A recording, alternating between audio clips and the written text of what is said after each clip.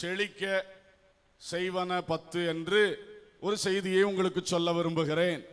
आज के दिन आर्थिक अवस्थाओं की उन्नति के विषय में 10 विषय के विषय में बात करना चाहता हूँ.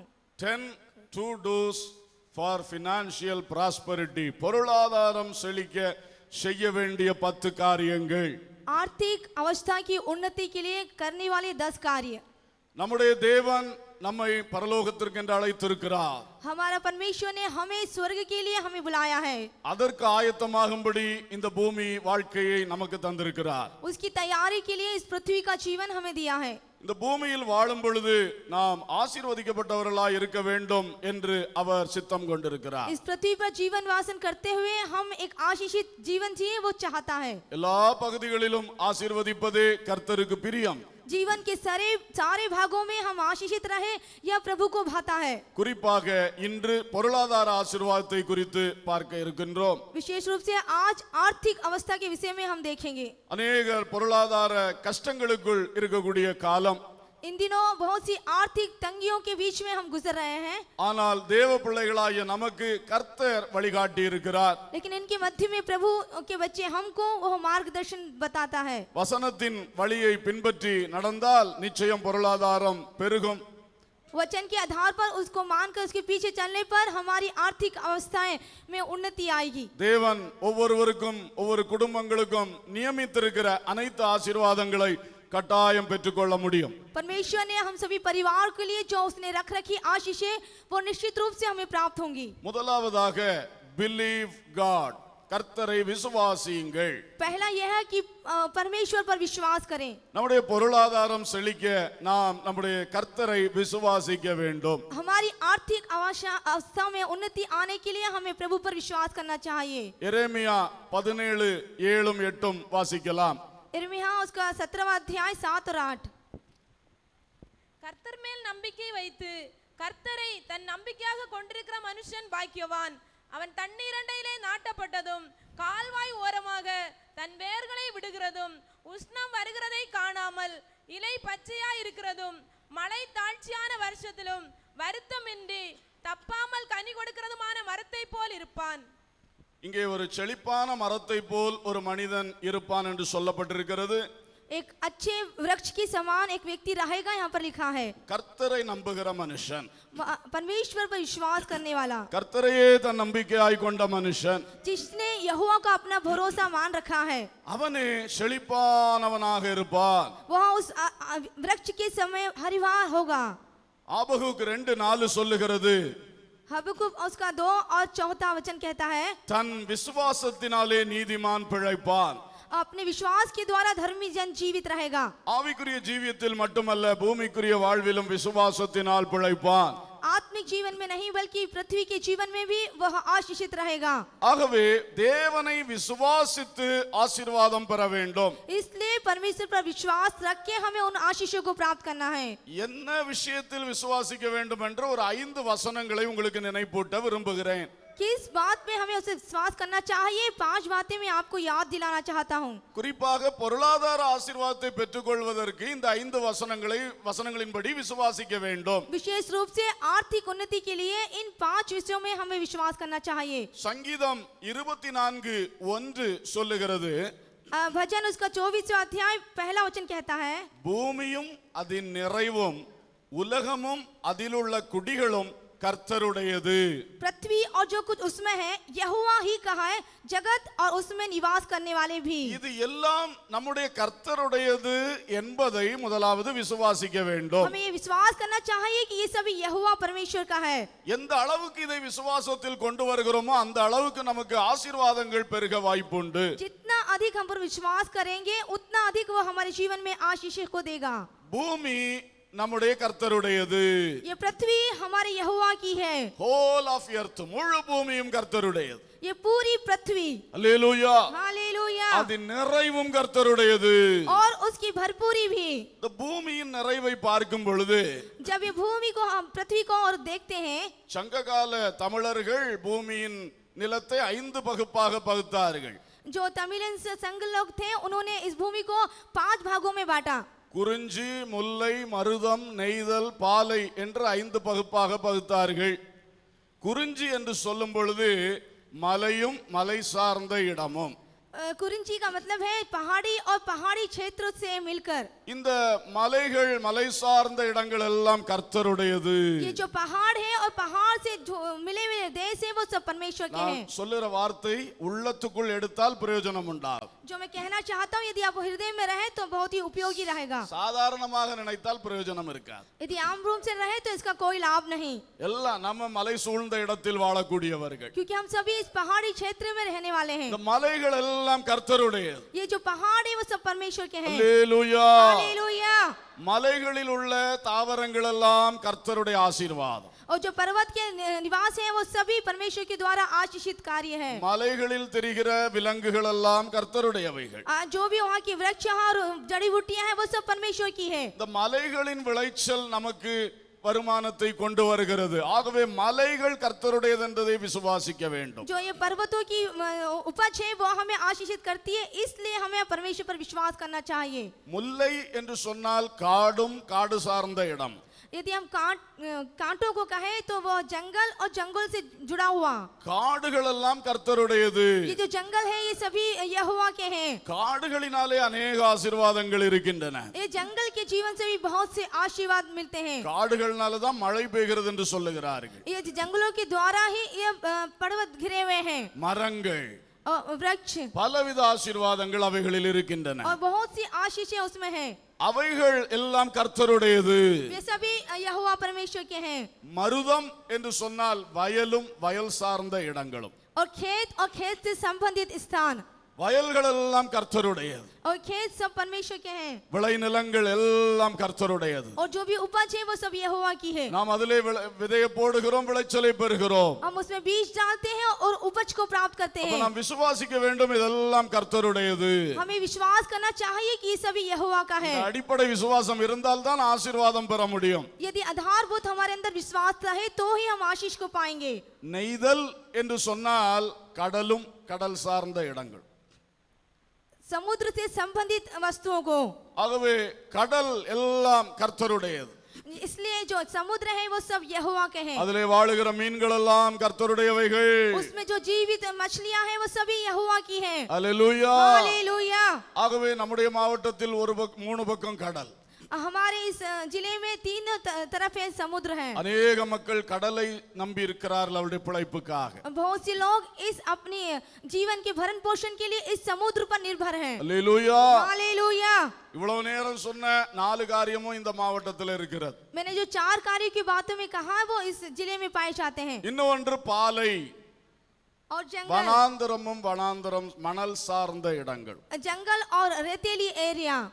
அப்போ வனாந்தரமான இடங்களும் கர்த்தருடையவைகள். तो ये जो जंगली एरिया है ये भी सब यहोवा के हैं. அவைகளினாலும் अनेक பிரயோஜனங்கள் மனிதனுக்கு உண்டாகும்படி கர்த்தர் அதையும் வைத்திருக்கிறார்.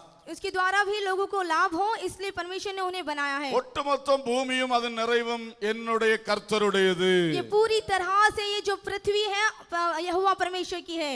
உலகமும் அதில் உள்ள குடிகளும் கர்த்தருடையது. जगत और उसके निवास करने वाले भी. உலகம் என்று சொல்லும் பொழுது जगत जब हम कहते हैं உலகத்திலே अनेक நாடுகள் இருக்கின்றன. इस संसार में बहुत से देश हैं. अनेक மனிதர்கள் வாழ்கின்றோம். बहुत से मनुष्य इसमें निवास करते हैं. अनेक அரசாட்சிகள் இருக்கின்றன. और बहुत से लोग इस पर राज्य करते हैं. अनेक பொருட்களால் உலகம் நிறைந்திருக்கிறது. और बहुत सी वस्तुओं के द्वारा ये संसार भरा हुआ है. எல்லாம் தேவன் கொடுத்த ஞானத்தினால் உண்டான கண்டுபிடிப்புகள். यही सब परमेश्वर के दिए हुए ज्ञान से और उसकी खोज किए गए. இதெல்லாம் கர்த்தருடையது. ये सब यहोवा के हैं. எவ்வளவு டெக்னாலஜிஸ் இருக்கின்றன. कितनी तकनीकों को हम देखते हैं. தொழில்நுட்பங்கள் और व्यवसाय से संबंधित எல்லாம் கர்த்தர் கொடுத்தது. वो सब यहोवा ने दिया है. இவைகள்னால தான் மனுஷனுக்கு வருமானங்களும் ஆசீர்வாதங்களும் வருகின்றன. इनके द्वारा ही मनुष्य को पैसे संबंधित अर्थात आर्थिक उन्नति होती है. இவைகள் எல்லாம் கர்த்தருடையது என்பதை தேவ பிள்ளைகள் விசுவாசியுங்கள். ये सब यहोवा का है. यह सभी प्रभु के लोग विश्वास करना चाहिए. உலகத்தில் உள்ள குடிகள் கர்த்தருடையது. क्योंकि जगत और उसमें जो कुछ है वो यहोवा का है. குடிகள் என்று சொல்லும் பொழுது மனிதர்கள். और यदि जो कुछ कहे तो वो है मनुष्य. மனித இனங்கள். और मनुष्य में पाए जाते பல ரேசஸ் சொல்லுகிறார்கள். बहुत से रेसेस कहते हैं. வெள்ளைக்காரன், கருப்பன், மங்கோலியன் என்று சொல்லி अनेक இனங்கள் சொல்லுகிறார்கள். और कुछ गोरे, कुछ काले, कुछ इस तरह से कहा जाता है. இந்த ஜனங்கள் எல்லாம் கர்த்தருடையவர்கள். ये सभी परमेश्वर के हैं. இந்த உலகத்திலே ரெண்டு பாலினங்கள் கர்த்தர் ஆணும் பெண்ணுமாக படைத்தார். इस संसार में प्रभु ने दो लिंग को अर्थात नर और नारी करके बनाया है. ஆண்களும் கர்த்தருடையவர்கள், பெண்களும் கர்த்தருடையவர்கள். महिला भी प्रभु की है और पुरुष भी प्रभु के हैं. ஒரு மூன்றாவது பாலினம் என்று ஒன்றையும் சொல்லுகிறார்கள். एक और लिंग के विषय में कहते हैं. இயேசு கிறிஸ்து கூட சொன்னார், அன்னகர்களாய் தாயின் வயிற்றிலிருந்து பிறந்தவர்களும் உண்டு என்று சொன்னார். यीशु ने भी कहा कि जो नपुंसक है वो भी माँ के गर्भ से उत्पन्न हुए हैं. அல்லேலூயா. हालेलुया. ஆனால் தேவன் படைத்த ஆண்கள் பெண்கள், इसलिए जो परमेश्वर ने बनाए नर और नारी, மற்றவர்களை நாம் ஒதுக்கிவிடக் கூடாது. इसलिए दूसरों को हमें दूर नहीं करना चाहिए. அவர்களில் अनेகர் ரட்சிக்கப்பட்டு இயேசுவுக்கு சாட்சியா இருக்கிறார்கள். उनमें से बहुत से लोग उद्धार पाकर प्रभु की गवाही में बने हैं. என்றால் அவர்களுக்குள்ளும் ஆத்துமா இருக்கிறது. क्योंकि उनके अंदर भी आत्मा निवास करता है. ஆகவே அவர்களை நாம் ஒதுக்கிவிட முடியாது. इसलिए हमें उन्हें अलग नहीं कर सकते. ஆனால் குடும்ப வாழ்வு, விவாகம் என்கிற காரியங்களில் அதிலே வேறுபாடுகள் தேவை. लेकिन एक परिवार और विवाह से संबंधित कार्यों में उसमें एक अलगाव का बहुत जरूरी है. கர்த்தர் ஆணையும் பெண்ணையும் தான் கணவன் மனைவியாய் வைத்தார். प्रभु ने एक नर और नारी को ही एक पति और पत्नी के बीच में रखा है. அந்த தேவ நியமத்தின் ஞானத்தோடு நடந்து கொள்ள வேண்டியது அவசியம்.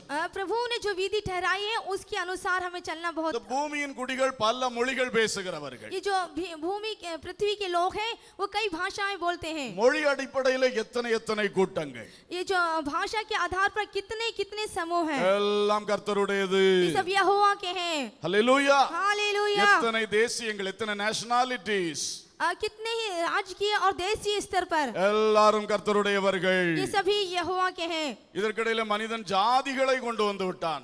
इसके मध्य में लोग मनुष्यों ने जाति को लेकर आ गया. இந்த ஜாதிகள் எங்கிருந்து வந்திருக்கிறது? ये जातियां कहाँ से उत्पन्न हुई? பரம்பரைகளிலிருந்து வந்திருக்கிறது. ये पारंपरिक से आई हुई है. இன்னாருடைய வம்சம் வம்சம் வம்சம் அதை ஒரு ஜாதி என்று ஆக்கி விடுவார்கள். ओ इस व्यक्ति का पीढ़ी दर पीढ़ी उसको एक जाति कहा जाता है. ப்ரொஃபஷன் வைஸாக தொழில் செய்கிறவர்களை குரூப்புகளாய் பிரித்து அந்த தொழில் செய்கிறதுனால ஒரு ஜாதி என்று ஆக்கி விட்டார்கள். उनके व्यापार से संबंध वो एक धंधा करते हैं इसलिए उनको एक जाति के रूप में दिया गया. எல்லாம் கர்த்தருடையது. ये सब यहोवा के हैं. அல்லேலூயா. हालेलुया. ஆனா ஒரு ஜாதி மேலானது, ஒரு ஜாதி கீழானது என்று கிடையாது. लेकिन एक कोई ऊंची जाति या नीची जाति ऐसा नहीं. எல்லாரையும் கர்த்தர் ஒன்று போல நேசிக்கிறார். सभी को प्रभु एक ही समान प्रेम करता है. Hallelujah. Hallelujah. Praise the Lord. இப்படி உலகத்தில் உள்ள அத்தனையும் கர்த்தருடையது. इस तरह से जगत में जो कुछ भी है वो सब यहोवा के हैं. இப்படிப்பட்ட अनेகரோடு இடைப்பட்டு நீங்கள் தொழில் செய்யலாம், வேலைகள் செய்யலாம். इनके बीच में आप काम करते हैं नहीं तो मजदूरी करते हैं. அவர்களில் சிலர் உங்களுக்கு மேல இருந்து உங்களை நடத்தலாம், அவர்களில் சிலர் உங்களுக்கு கீழே இருந்து உழைக்கலாம். हो सकता है आप उसके अधीन हो या फिर आप उसके मालिक हो. அவர்களால் நடத்தப்படும் பொழுது பல கஷ்டங்கள் உங்களுக்கு வரலாம். जब आपको चलाते हैं तो हो सकता है कुछ वेदनाओं का समय आता हो. அவர்களை நடத்துவதற்கு சில சிரமங்கள் ஏற்படலாம். हो सकता है चलाने की कुछ परेशानी आई हो. அப்பொழுதெல்லாம் விசுவாசிக்க வேண்டும், அவர்கள் எல்லாரும் கர்த்தருடையவர்கள். उन सभी पर विश्वास करना चाहिए क्योंकि ये सभी यहोवा के हैं. அல்லேலூயா. हालेलुया. இந்த விசுவாசம் இருக்கும் பொழுது காரியங்கள் லகுவாகும். यदि हम ऐसा विश्वास करें तो हमारे काम बहुत सरल हो जाएंगे. अनेक வெற்றிகள் நாம் செய்கிற காரியங்களில் உண்டாகும். हमारे जीवन में हमारे कार्यों में एक विजय को हम प्राप्त कर पाएंगे. இரண்டாவது வசனம், दूसरा वचन சங்கீதம் 145 145वां भजन 15-16 வசனங்கள். 15 और 16 वचन. எல்லா ஜீவன்களின் கண்களும் உம்மை நோக்கி கொண்டிருக்கிறது. ஏற்ற வேளையிலே நீர் அவைகளுக்கு ஆகாரம் கொடுக்கிறீர். நீர் உமது கையை திறந்து சகல பிராணிகளின் வாஞ்சையும் திருப்தியாக்குகிறீர். सबों की आंखें तेरी ओर लगी रहती है, तू उनको आहार के समय पर देता है. तू अपनी मुट्ठी खोलकर सब प्राणियों के आहार से तृप्त करता है. எல்லாம் கர்த்தருடையது என்று விசுவாசிக்க வேண்டும். हमें विश्वास करना चाहिए कि सभी यहोवा का है. அந்த கர்த்தர் எல்லாரையும் திருப்தியாக்குகிறவர் என்று விசுவாசிக்க வேண்டும். वो यहोवा सभी को तृप्त करता है, ये हमें विश्वास करना அது चाहिए. மனிதனா இருக்கட்டும், மிருகமா இருக்கட்டும், ஊரும் பிராணியா இருக்கட்டும், वो मनुष्य हो या जीव प्राणी हो या फिर कोई भी हो, எல்லாரையும் திருப்தியாக்க அவர் வல்லவர். वो सभी को तृप्त करने में सामर्थी है. என்னையும் திருப்தியாக்க அவர் வல்லவர். और मुझे भी वो तृप्त करने में सामर्थी है. என் குடும்பத்தை பொருளாதாரத்தினால் பொருளினால் திருப்தியாக்கவும் அவர் வல்லவர். मेरे परिवार की आर्थिक अवस्थाओं को बढ़ाने में वो सामर्थ्य है, ஏனென்றால் எல்லாம் அவருடையது. क्योंकि सब कुछ उसका है. அவர் எங்களை திருப்தியாக்குகிற தெய்வம். वह मुझे तृप्त करने वाला परमेश्वर. ஹல்லேலூயா. हालेलुया. மூன்றாவது 115ஆம் சங்கீதம் 14ஆம் வசனம். पहला 115 भजन और उसका 13 वचन. கர்த்தர் உங்களையும் உங்கள் பிள்ளைகளையும் வர்த்திக்க பண்ணுவார். यहोवा तुम्हें और तुम्हारे बच्चों की बढ़ोतरी करे. The Lord will give you increase என்று சொல்லப்பட்டிருக்கிறது.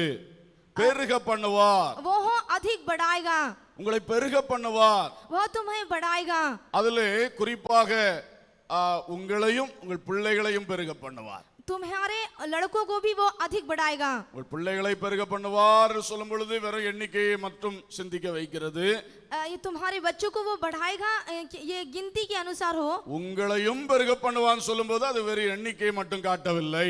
लेकिन वो कहता है कि तुमको भी तो यह अनगिनत होगी. நமக்கு இருப்பதையெல்லாம் பெருக பண்ணுகிறவர், जो हमारे पास है वो सभी को बढ़ाने वाला है. நம்மை வர்த்திக்க பண்ணுகிறவர். वो हमारी बढ़ोतरी करने वाला है. அல்லேலூயா. हालेलुया.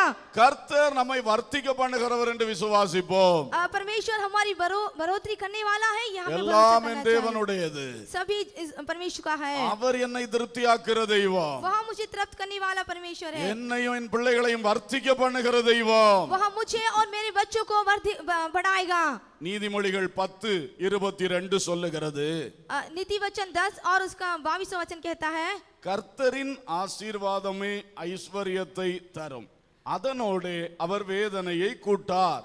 यहाँ पे लिखा है धन यहोवा की आशीष ही से मिलता है और उसके साथ दुख नहीं मिलता. இந்த உலகத்திலே வேதனையற்ற ஐஸ்வர்யத்தை தரக்கூடியவர் கர்த்தர் மட்டுமே. इस संसार में यदि हमें धन दे तो वो है दुख से रहित धन, वो परमेश्वर देता है. இந்த விசுவாசம் தேவ பிள்ளைகளுக்கு உண்டாக வேண்டும். यह विश्वास हम सभी परमेश्वर के बच्चों में होना चाहिए. வேதனையற்ற ஆசீர்வாதம் தான் நமக்கு வேண்டும். एक दुख से रहित आशीर्वाद हमें चाहिए. வேதனையும் கண்ணியும் உள்ள ஐஸ்வர்யம் இருக்கிறது. लेकिन कुछ ऐसी आशीष है जो दुखों से और जालों से भरे हुए हैं. சாத்தான் அதை தருவான். वो शैतान देता है. மந்திரவாதிகள் மூலம் தருவான். और झाड़ा फूकी करने वाले वो देते हैं. குறி சொல்லுகிறவர்கள் மூலம் தருவான். ओझा करने वाले वो देते हैं. அவனுடைய பூஜைகள் கிரியைகள் செய்கிறவர்கள் மூலமும் தருவான். उसकी पूजा करने वाले, उसके कार्य के पीछे चलने वालों को देता है. ஆனால் சாத்தான் தருகிற ஐஸ்வர்யத்தில் கண்ணிகளும் வேதனைகளும் உண்டு. लेकिन जो शैतान देता है उसमें आंसू और जाल है. அகப்பட்டு போனவன் விடுதலை பெற முடியாது. जो उसमें फंस जाता है उससे छूट नहीं सकता. பொருளாசையும் பணாசையும் உள்ளவன் அதிலே சிக்குவான். जो धन के लोभी हैं उसमें वो फंस जाते हैं. ஐஸ்வர்யம் கிடைத்தது என்று நினைப்பான், சரியாக சிக்கி போவான். और मुझे धन प्राप्त हो गया, लेकिन अच्छी तरह से वो उसमें फंस जाएगा. மனிதன் தருகிற ஆசீர்வாதங்களிலும் கண்ணிகள் உண்டு, வேதனை உண்டு. जो मनुष्य से प्राप्त होते हैं वो भी इस तरह से दुख अर्थात घेरों में रहने वाला. ஆகவே தேவ பிள்ளைகள் கர்த்தரின் ஆசீர்வாதமே ஐஸ்வர்யத்தை தரும் என்பதை விசுவாசிக்க வேண்டும். इसलिए प्रभु के लोगों यहोवा ही हमें आशीष दे, ये विश्वास करना चाहिए. தேவ வசனத்திற்கு ஒவ்வாத வழிகளில் வரக்கூடிய ஐஸ்வர்யம், परमेश्वर के वचन के आधार पर आने वाले उस धन को, அவைகளில் கடுமையான வேதனைகளும் கண்ணிகளும் உண்டு. उसमें भी दुख और वेदना है.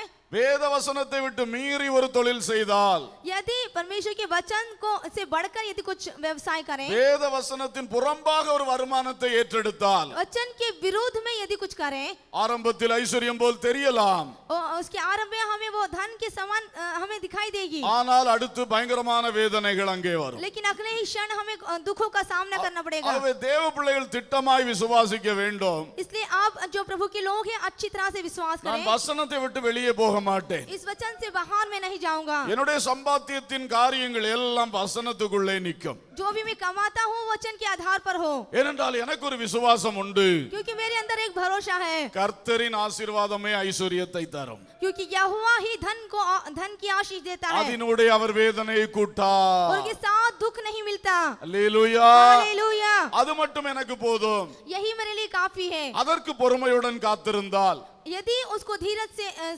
बात जोड़ते रहे, நிச்சயம் நிலை நிற்கிற ஆசீர்வாதத்தை பெறுவீர்கள். निश्चित रूप से बनी रहने वाली आशीष को पाएंगे. வேதனையற்ற ஆசீர்வாதத்தை பெறுவீர்கள். उसमें दुख नहीं मिलेगा. ஆகவே அந்த விசுவாசம் தேவ பிள்ளைகளுக்கு வேண்டும்.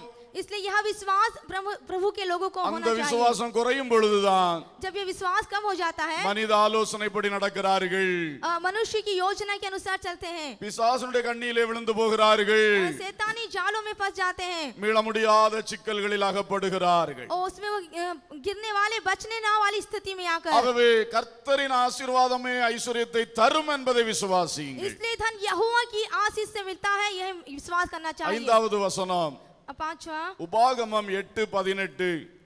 व्यवस्था विवरण उसका 8 और उसका 18वां वचन। உன் தேவனாகிய கர்த்தரை நினைப்பாயாக, அவரே உன் பிதாக்களுக்கு ஆணையிட்டு கொடுத்த தம்முடைய உடன்படிக்கையை உறுதிப்படுத்தும்படி இந்நாளில் உனக்கு உண்டாயிருக்கிறது போல ஐஸ்வர்யத்தை சம்பாதிக்கிறதற்கான பலனை உனக்கு கொடுக்கிறவர். ஐஸ்வர்யத்தை சம்பாதிக்கிறதற்கான பலனை உனக்கு கொடுக்கிறவர். और धन संपत्ति को कमाने के लिए वो सामर्थ देता है। The power and the ability to make wealth. ஐஸ்வர்யத்தை உண்டாக்கக்கூடிய ஒரு வல்லமையை, ஒரு திறமையை உனக்கு கொடுக்கிறவர். संपत्ति को प्राप्त करने के लिए वह सामर्थ और उसकी कोशिश को देता है। அல்லேலூயா. हालेलुया। இதையும் தேவ பிள்ளைகள் நன்றாக விசுவாசிக்க வேண்டும். इसे ही प्रभु के लोग अच्छी तरह विश्वास करना என்னுடைய चाहिए। குடும்பத்தின் ஐஸ்வர்யத்தை பெருக பண்ணுவதற்கு मेरे परिवार की जो धन संबंधी कार्यों को बढ़ाने के लिए தேவன் எனக்கு பலனை தருகிறவர். प्रभु मुझे सामर्थ देता है। அல்லேலூயா. हालेलुया। அதற்குரிய அந்த வல்லமை எனக்கு தருவார், उसकी सामर्थ वह मुझे देगा திறனை எனக்கு தருவார். और योग्यता देगा। ஒவ்வொருவரும் விசுவாசிக்க வேண்டும். हर एक को यह विश्वास करना चाहिए। வாலிபர்கள் அப்படியாய் விசுவாசிக்க வேண்டும். वैसे ही जवानों को विश्वास करना चाहिए। அல்லேலூயா. हालेलुया। அப்பா தாத்தா சேர்த்து வைத்த சொத்தின் மேலே கண்ணு வைத்துக் கொண்டு இருக்க கூடாது. हमारे दादा या दादियों ने जो धन संपत्ति एकत्रित की है उस पर विश्वास नहीं करना चाहिए। அதெல்லாம் இருக்கட்டும், கர்த்தர் வருங்காலத்தில் ஏற்ற வேளையில் உங்களுடைய கைகளிலே தருவார். वो सब रहना दीजिए, एक सही समय पर परमेश्वर आपके हाथ में देगा। உன் எதிர்காலத்துக்கு அதை வைத்து கணக்கு கூட்டி கழித்துக் கொண்டு இருக்காதே. तेरे भविष्य के लिए उस पर आशा ना लगाए रहे। எனக்கு ஐஸ்வர்யம் உண்டாக்குற திறனை கர்த்தர் தருவார் என்று விசுவாசியுங்கள். मुझे संपत्ति प्राप्त करने के लिए सामर्थ यहोवा देगा, यह विश्वास कीजिए। வாலிபர்கள் இப்பொழுதே அந்த ஒரு வாஞ்சையோடு எழும்ப வேண்டும். जवानों को इसी आशा के साथ उठना चाहिए। நன்றாக படிக்க வேண்டும், अच्छी तरह पढ़ाई करनी நல்ல चाहिए, வேலையில் ஏற வேண்டும். अच्छे कामों को करना चाहिए। கர்த்தர் எனக்கு திறனை தருவார். परमेश्वर इसकी योग्यता मुझे देगा, நான் சம்பாதிப்பேன். मैं कमाऊंगा என்னுடைய பெற்றோரை உட்கார வைத்து நான் சாப்பாடு போட வேண்டும். और मेरे माता पिता को बैठाकर मैं उन्हें खाना खिलाऊंगा என்னுடைய சகோதரங்களுக்கெல்லாம் நான் உதவியா இருக்க வேண்டும். और मेरे भाइयों के लिए मैं एक सहायक बनूंगा என்னுடைய சபைக்கு நான் உதவியா இருக்க और வேண்டும். मेरी कलीसिया के लिए मैं एक सहायक बनूंगा। சமுதாயத்தில் உள்ள ஏழை மக்களுக்கு நான் ஒரு உதவியுள்ள பாத்திரமா இருக்க வேண்டும்.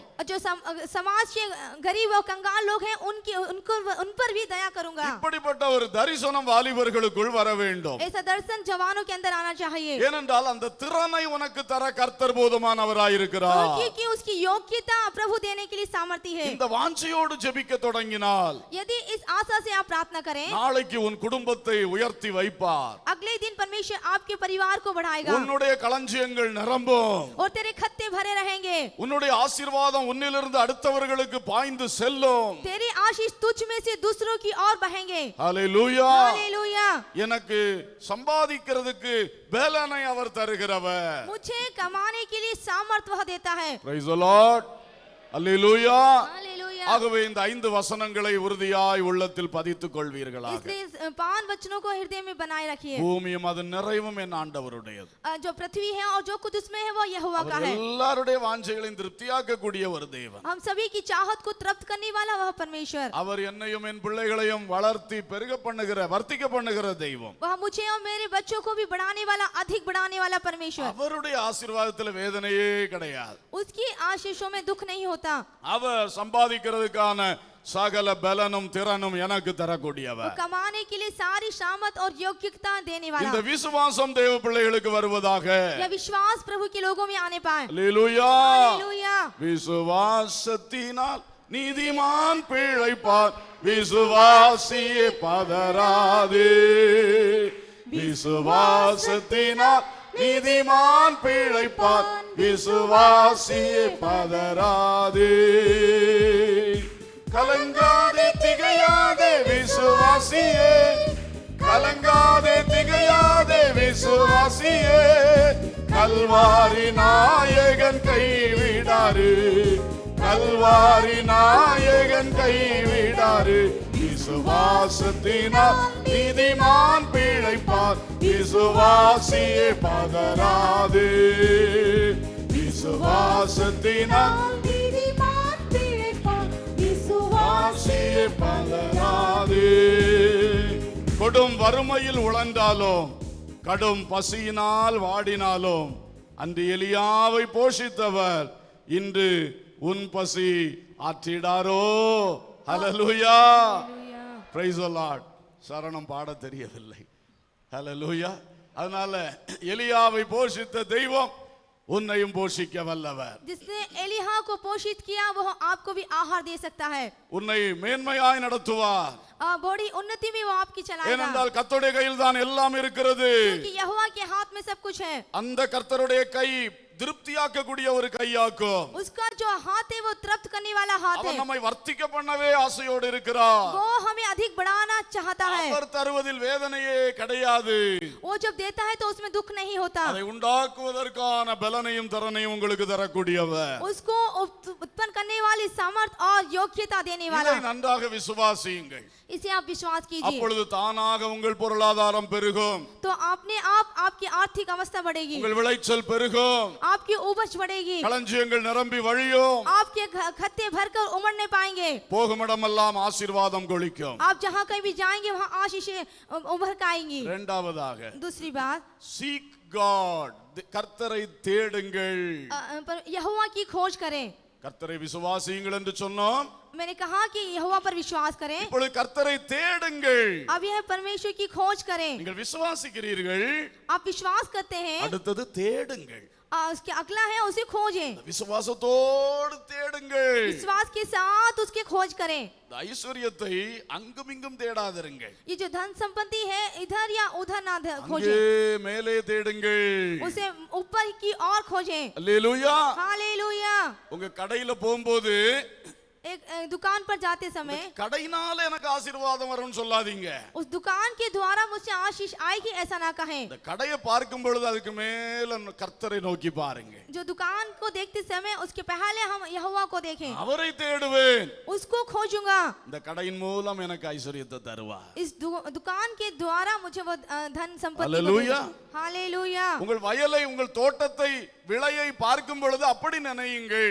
जब आप अपने खेत को या बागीचे को देखते समय आप उसके पहले यहोवा को देखें. நான் இந்த தோட்டத்தில் அல்ல தேடுவது, இந்த தோட்டத்தை தந்த கர்த்தரிடத்தில் தேடுகிறேன். मैं इस बागीचे की खोज नहीं करता हूँ, लेकिन ये जो खेत और बगीचा दिया उस यहोवा की खोज करता அந்த हूँ. தொழிலை பார்க்கும் பொழுது, जब आप अपने व्यवसाय को देखते हैं, அந்த தொழிலுக்கு புதிதாய் வாங்கின ஒரு நல்ல கருவியை பார்க்கும் பொழுது, जो व्यवसाय करने के लिए एक यंत्र को जब आप खरीदते हैं, இது என்னை வாழ வைக்கும் என்று அல்ல, वो आपको जीवन देगा यह नहीं. ஓ நான் கர்த்தரை தேடுகிறேன், ओ मैं यहोवा को खोजता हूँ, அவர் இந்த தொழில் மூலம் என்னை वो ஆசீர்வதிப்பார். इस व्यवसाय में मुझे आशीष देगा. அல்லேலூயா. हालेलुया. இப்படியாக தேவ பிள்ளைகள் கர்த்தரை தேட வேண்டும். इस तरह से प्रभु के लोगों को यहोवा की खोज करनी चाहिए. சங்கீதம் 34:10, भजन 34 और उसका 10.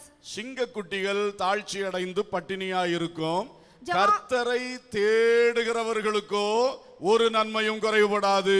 जवान सिंहों को घटी होती है, लेकिन यहोवा के डरवैये को किसी भली वस्तु की घटी ना होगी. கர்த்தரை நீங்கள் தேடினால் ஒரு நன்மையும் குறைவுபடாது. வசனம் ஸ்ட்ராங்கா சொல்லுது. यदि आप यहोवा की खोज करें तो आपको किसी प्रकार की भला घटी ना होगी, यह वचन कहता நான் है. சொன்னது போல உங்களுக்கு இருக்கிற சகல காரியங்களுக்கு மேலாக கர்த்தரை தேடுங்கள். जो मैंने कहा उससे भी सारे कार्यों के लिए आप यहोवा की खोज இந்த करें. வசனம் பொய்யாய் போகாது. यह वचन झूठा नहीं होगा. அல்லேலூயா. हालेलुया. பெரிய பலமுள்ளதாகிய சிங்கம் கூட பலவீனப்பட்டு போகலாம். एक बड़ा सिंह भी और निर्बल होकर जा सकता है. அதனுடைய குட்டிகளை போஷிக்க முடியாமல் போய்விடலாம். वो अपने बच्चों को पोषित करने में असंभव रहे. ஆனால் கர்த்தரை தேடுகிற சகோதரா சகோதரி, लेकिन जो यहोवा को खोजते हैं, हे भाई और बहन, உனக்கு ஒரு நன்மையும் குறைவுபடாது. तुझे किसी भली बात की घटी नहीं होगी. உன் பிள்ளைகளை உன்னால் போஷிக்க முடியும். तेरे बच्चों को तू पोषित कर सकता है. கர்த்தரை தேடுங்கள். यहोवा की खोज करें. ஹல்லேலூயா. हालेलुया. வார்த்தைகள் உள்ளத்தில் பதியட்டும். ये वचन आपके हृदय में बस जाने पाए. கர்த்தரை தேட வேண்டும். यहोवा की खोज करें. மத்தேயு 6:33, मत्ती उसका 6 और उसका 33 वचन। முதலாவது தேவனுடைய ராஜ்யத்தையும் அவருடைய நீதியையும் தேடுங்கள், அப்பொழுது இவைகளெல்லாம் உங்களுக்கு கூட கொடுக்கப்படும். पहले तुम परमेश्वर के राज्य और उसके धर्म की खोज करो तो ये सब वस्तुएं भी तुम्हें मिल जाएगी। தேவனுடைய ராஜ்யத்தை தேடுங்கள். परमेश्वर की राज की खोज करें, பரலோக ராஜ்யம் போக வேண்டும். क्योंकि स्वर्ग की राज हमें जाना है। வெறும் தொழில் வேலை என்று சிக்கி கிடக்க கூடாது நம்முடைய மனம். काम धंधों में हमारा दिमाग ना फंसा रहे, அதற்கு மேலாக எப்பொழுதும் பரலோகத்தை நினைக்க வேண்டும். उसके ऊपर हमें हमेशा उस स्वर्ग का ध्यान रहना चाहिए। தேவனுடைய ராஜ்யத்துக்கு இன்னொரு அர்த்தம் என்னன்னா தேவனுடைய ஆளுகை. परमेश्वर के राज्य का एक और अर्थ यदि कहूं तो वो है परमेश्वर தேவனுடைய ஆளுகையை தேட வேண்டும். उसके राज्य की खोज करनी चाहिए। என்னுடைய தொழிலின் மேல் தேவனுடைய ஆளுகை வர வேண்டும். मेरे काम धंधों पर परमेश्वर का राज्य आने पाए, என்னுடைய தோட்டத்தின் மேல் தேவனுடைய ஆளுகை வர मेरे வேண்டும். बाग बगीचों में उसका राज्य आने पाए, என்னுடைய ஆபீஸ் மேல கர்த்தருடைய ஆளுகை வர வேண்டும். और मेरे नौकरी स्थल पर उसके अनुग्रह आने पाए। தேவனுடைய ராஜ்யத்தை தேடுங்கள். उसके राज्य की खोज करें, தேவனுடைய நீதியை தேடுங்கள். परमेश्वर के धर्म को खोजिए। எல்லாரும் இப்படிதான் பிசினஸ் பண்ணுவாங்க, நானும் பிசினஸ்ல இருந்து தப்பு பண்ணுவது தப்பல்ல என்று சொல்லுவது தப்பு. और सब बिजनेस में गलती करते हैं और मैं भी गलती करूं तो ये गलत नहीं। தேவனுடைய நீதியை தேடுங்கள், परमेश्वर के धर्म को खोजिए, அப்பொழுதுதான் உங்களுக்கு கூட கொடுக்கப்படும். तभी आपको के साथ मिल जाएगा। தேவனுடைய நீதி பைபிளில் எழுதி தந்திருக்கிறார். परमेश्वर के धर्म को उसने इस बाइबल में लिख कर दी है। வசனத்துக்கு புறம்பானது வேண்டாம். जो वचन के विरुद्ध है वो नहीं चाहिए, நான் தேவனுடைய நீதியை தேடுகிறேன். क्योंकि मैं परमेश्वर के धर्म को खोजता हूँ। தேவன் என்னை ஆசீர்வதிப்பார். परमेश्वर मुझे आशीषित करेगा। அல்லேலூயா. हालेलुया। ஆகவே தேவனை தேடுங்கள், इसलिए यहोवा की खोज करें, தேவனுடைய ராஜ்யத்தை தேடுங்கள், उसके राज्य की खोज करें தேவனுடைய நீதியை தேடுங்கள். और उसके धर्म की खोज करें। மத்தேயு 7:7-8 சொல்லுகிறது.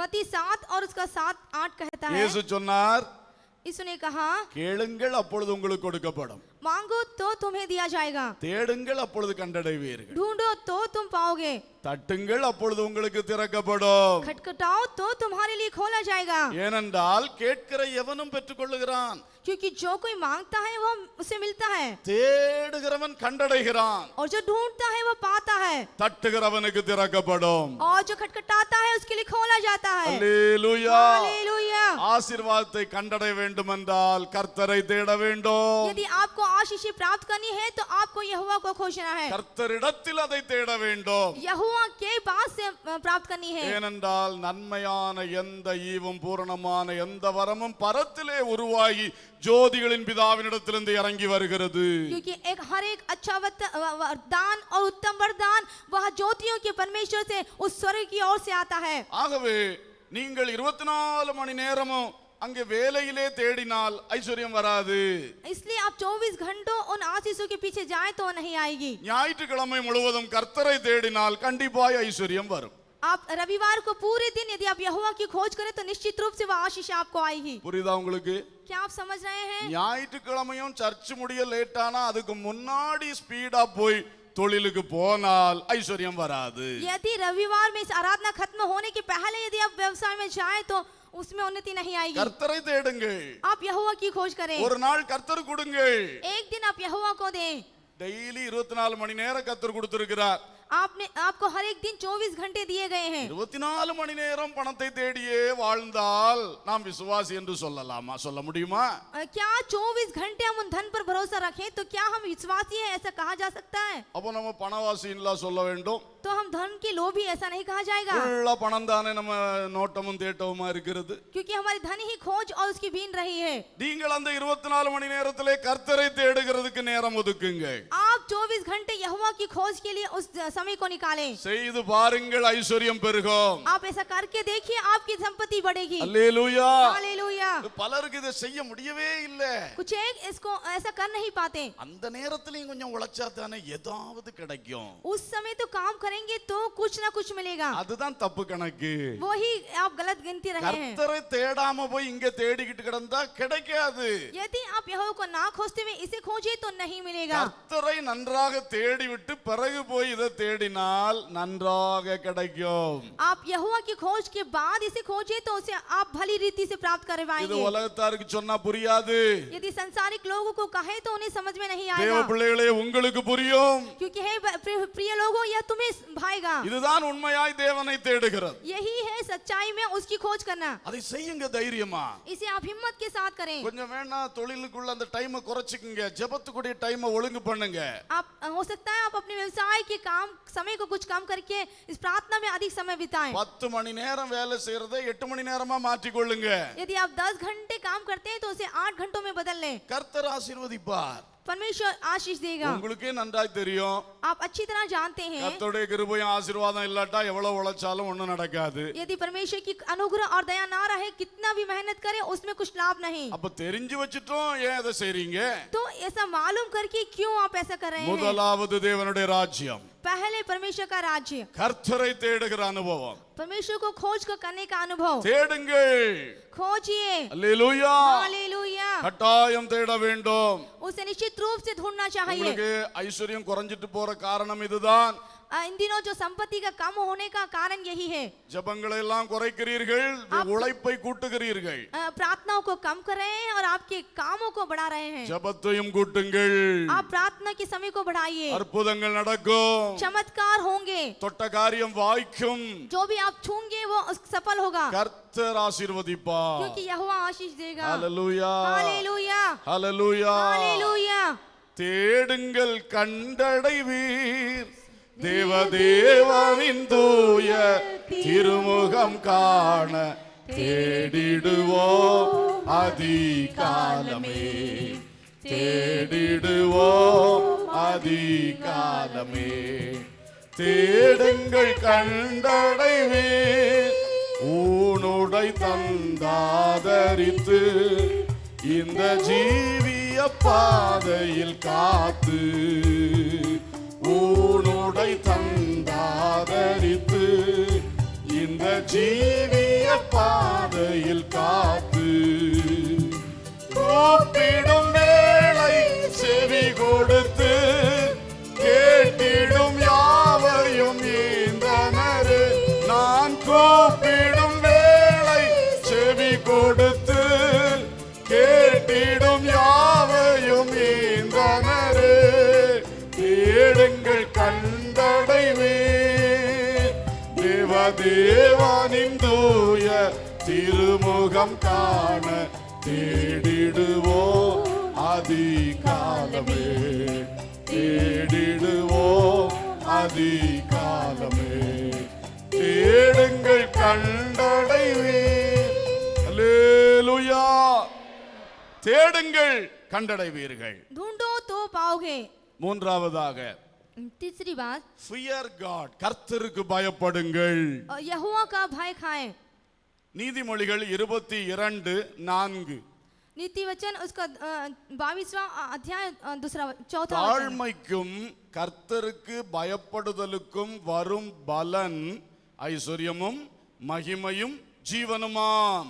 नम्रता और यहोवा के भय का मानने का फल धन, महिमा और जीवन होता है। கர்த்தருக்கு பயப்பட்டால் ஒரு பலனாக ஐஸ்வர்யத்தை தருகிறார். यदि यहोवा का भय माने तो उसके फल में वह धन और महिमा को देता है। ஆகவே நம்முடைய ஐஸ்வர்யம் பொருளாதாரம் பெருக வேண்டும் என்றால் தேவ பயம் பெருக வேண்டும். इसलिए हमारा जो धन संपत्ति बढ़े तो उसमें हमें परमेश्वर का भय मानना चाहिए। ஒரு தேவ பிள்ளை எந்த அளவுக்கு தேவ பயத்திலே வளருகிறீர்களோ அந்த அளவுக்கு உங்கள் பொருளாதாரமும் இந்த வசனத்தின்படி நிச்சயமாய் வளரும். यदि एक प्रभु के जन जितना अधिक वो यहोवा के भय में बनता है, उतना अधिक आपकी आर्थिक अर्थात धन संबंधी आशीषें बढ़ेगी। ஆகவே எந்தெந்த இடங்களில் அந்த தேவ பயம் இல்லாமல் போயிற்று. इसलिए आप देखिए कि कहां पर आपको परमेश्वर का भय नहीं रहा। ஒரு நாள் குடும்ப ஜெபம் என்றால் அவ்வளவு பயபக்தியோடு உட்காருகிற நீங்கள் இப்பொழுது வேலை பெருகின உடனே कुटुंब जबते अलक्ष्यम பண்ணுகிறீர்கள். एक दिन जब परमेश्वर ने आपको आशीष दी थी, भाई के साथ आप परिवार के साथ खोजते थे, लेकिन काम करने पर वो आपने घटा दिया। அங்கே தேவ பயம் இல்லாமல் போயிட்டு वहां पर परमेश्वर का भय दूर हो गया। வசனத்தை பைபிளை கையில் எடுப்பதே சுருக்கம்.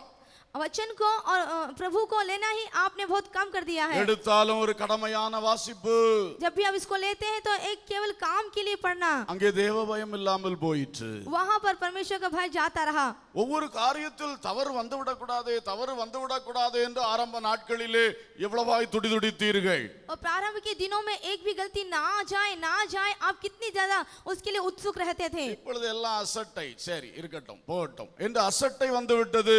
अब जो है लापरवाही, जाइए जाने दीजिए, इस तरह से एक लापरवाही का जीवन, தேவ பயம் போய்விட்டது. परमेश्वर का भय जाता रहा। இப்படி தேவ பயம் குறைந்த இடங்களை கண்டுபிடிக்க வேண்டும். इसलिए आप ध्यान दें कि आपने कहां पर भय का, आप परमेश्वर का भय नहीं है। அன்றாட வாழ்க்கையில் அதை சரிப்படுத்த வேண்டும். प्रत्येक के दिन में वो विश्वास करना चाहिए। ஒவ்வொரு காரியங்களும் மறுபடியும் கர்த்தாவே உமக்கு பயப்படுகிறேன் என்று உண்மையாய் பயந்து நடக்க வேண்டும். हर एक कार्यों में है यहोवा मैं तेरा भय खाता हूँ, सच्चाई से उस पर भय खाएं। அந்த தேவ பயம் மறுபடியும் பெருக ஆரம்பித்தால் பொருளாதாரமும் தானாக பெருக ஆரம்பிக்கும். यदि यहोवा का भय आपके जीवन में बढ़े तो जो आर्थिक अवस्था है वो अपने आप बढ़ जाएंगी। அல்லேலூயா. हालेलुया। ஞாயிற்றுக்கிழமை ஆராதனைக்கு வருவது ஒரு தேவ பயம்.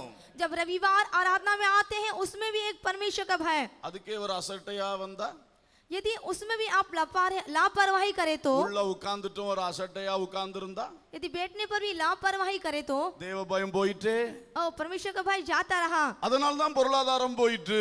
इसलिए वो धर्म आर्थिक समस्या बढ़ गई। தேவ பயத்தில் வளருங்கள். यहोवा के भय में बढ़िए। எவ்வளவுக்கு அதிகம் தேவ பயத்தில் வளருகிறீர்களோ அவ்வளவுக்கு பொருளாதாரமும் வளரும். जितना अधिक आप यहोवा के भय में बढ़ते हैं उतना अधिक आपकी आर्थिक आवश्यकताएं बढ़ेगी। ஏனென்றால் இங்கே சொல்லி இருக்கு, அந்த தேவ பயத்தினுடைய பலன் அதனுடைய பலன்னா அதனுடைய கனி தான் ஐஸ்வர்யம். यहोवा का भय अर्थात उसका फल ही वो धन को लेकर आता है। அல்லேலூயா. हालेलुया। ஐந்தாவதாக ask God, கர்த்தரை கேள் அல்லது கர்த்தரை நோக்கி கூப்பிடு.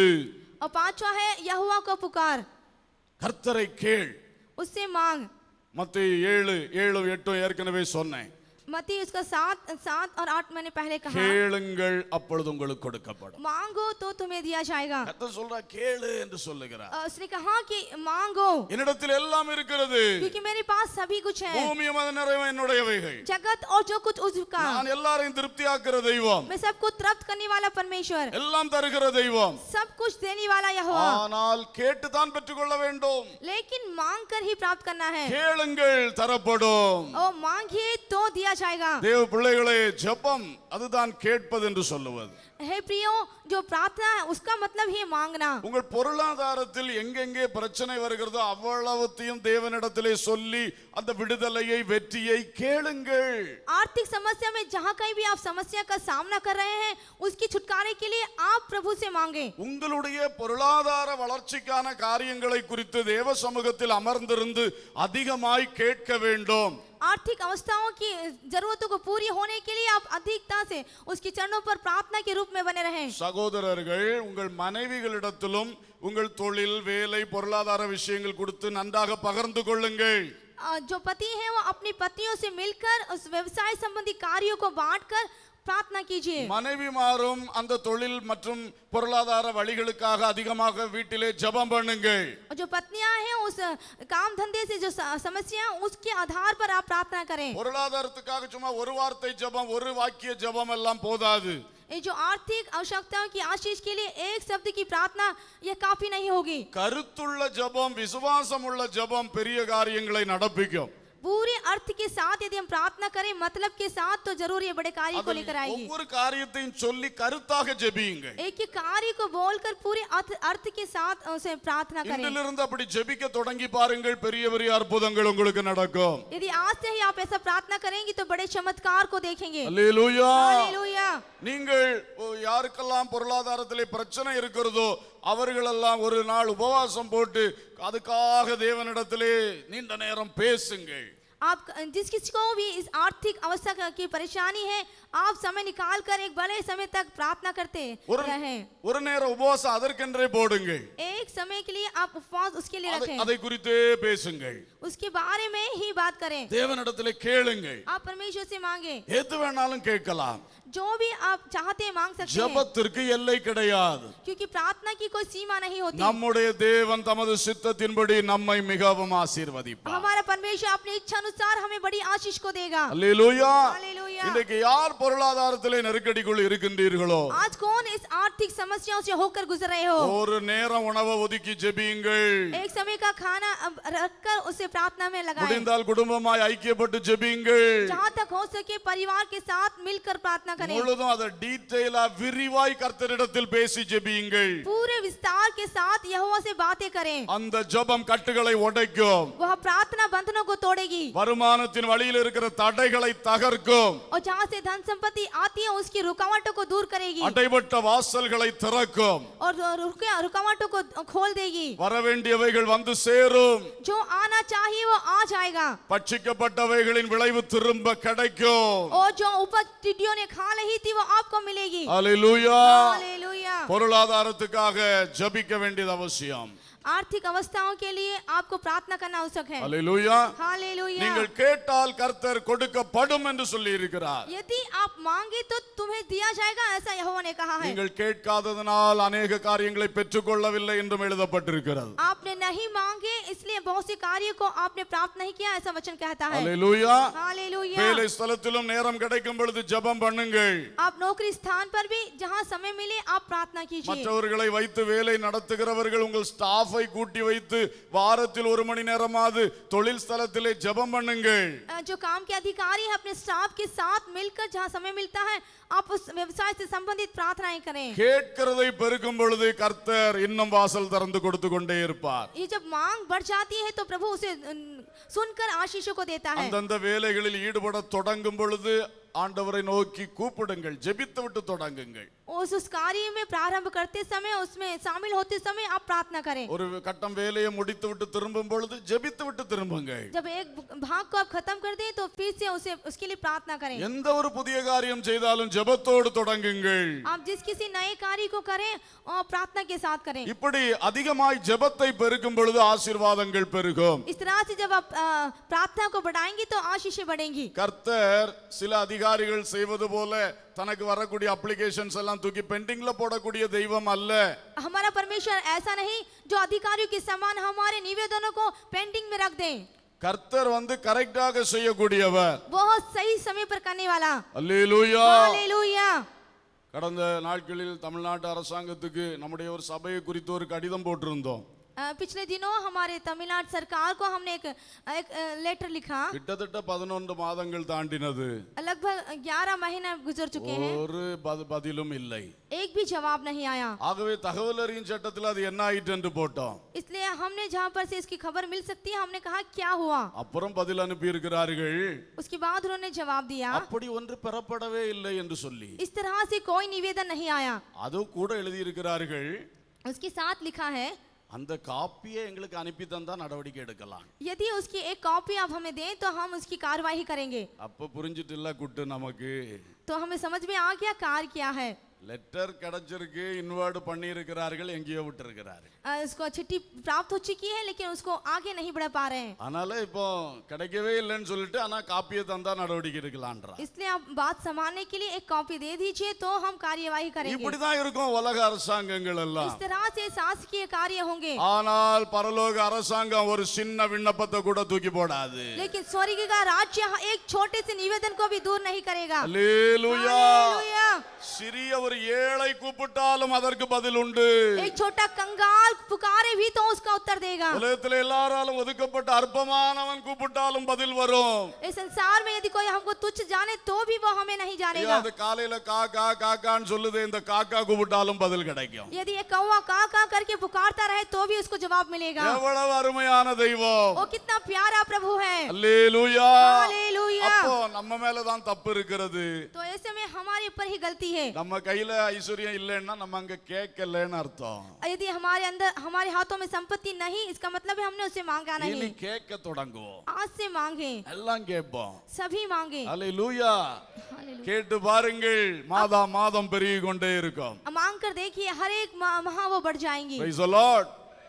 கேளுங்கள், मांगिए தரப்படும். आपको दिया जाएगा। கேளுங்கள் தரப்படும், தட்டுங்கள் திறக்கப்படும், தேடுங்கள் கிடைக்கும் என்றார். இயேசு தேடுங்கள் கிடைக்கும் என்றார். கேளுங்கள் தரப்படும் தட்டுங்கள் திறக்கப்படும் தேடுங்கள் கிடைக்கும் என்றார். இயேசு தேடுங்கள் கிடைக்கும் என்றார். கேளுங்கள் தரப்படும், தட்டுங்கள் திறக்கப்படும், தேடுங்கள் கிடைக்கும் என்றார். இயேசு தேடுங்கள் கிடைக்கும் என்றார். கேளுங்கள் தரப்படும், தட்டுங்கள் திறக்கப்படும், தேடுங்கள் கிடைக்கும் என்றார். இயேசு தேடுங்கள் கிடைக்கும் என்றார். இயேசு தேடுங்கள் கிடைக்கும் என்றார். அல்லேலூயா, அல்லேலூயா. என்ன அழகான வாக்குத்தத்தம். क्या ही प्यारी प्रतिज्ञा है। கேட்டு பெற்றுக் கொள்ளுங்கள். मांग कर प्राप्त कर लें। ஐந்தாவதாக पांचवी बात, obey God, கர்த்தருக்கு கீழ்ப்படியுங்கள். यहोवा की आज्ञा माने। உபாகமம் 29:9. व्यवस्था विवरण उसका 29वां अध्याय 9वां वचन। இப்பொழுதும் நீங்கள் செய்வதெல்லாம் உங்களுக்கு வாய்க்கும்படி இந்த உடன்படிக்கையின் வார்த்தைகளை கைக்கொண்டு அவைகளின்படி செய்வீர்களாக. इसलिए वाचा की बातों का पालन करो ताकि जो कुछ करो वह सफल हो। இப்பொழுது கர்த்தர் சொன்னதற்கு கீழ்ப்படிந்தால் உங்கள் காரியங்கள் வாய்க்கும் என்று சொல்லப்பட்டிருக்கிறது. आपसे यदि यहोवा की बातों को आप आज्ञा माने तो आपके कार्य सफल होंगे। செய்கிற தொழில், பொருளாதாரத்துக்கு எடுக்கிற முயற்சிகள் வாய்க்க வேண்டும் என்றால் கர்த்தருடைய வசனத்தை வாசித்து அதற்கு கீழ்ப்படிய வேண்டும். आप जो भी काम करते हैं, व्यवसाय करते हैं, यदि परमेश्वर का वचन पढ़कर उसके आधार पर करें तो वह आपके काम को सफल करेगा। யோசுவா 1 7-8 வசனங்களிலே பார்க்கிறோம்.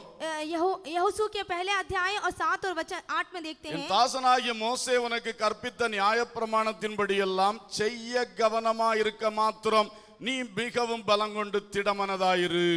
व्यवस्था की पुस्तक के तेरे चित्त से कभी ना उतरने पाए, इसीलिए रात दिन उस पर ध्यान लगाए रहे।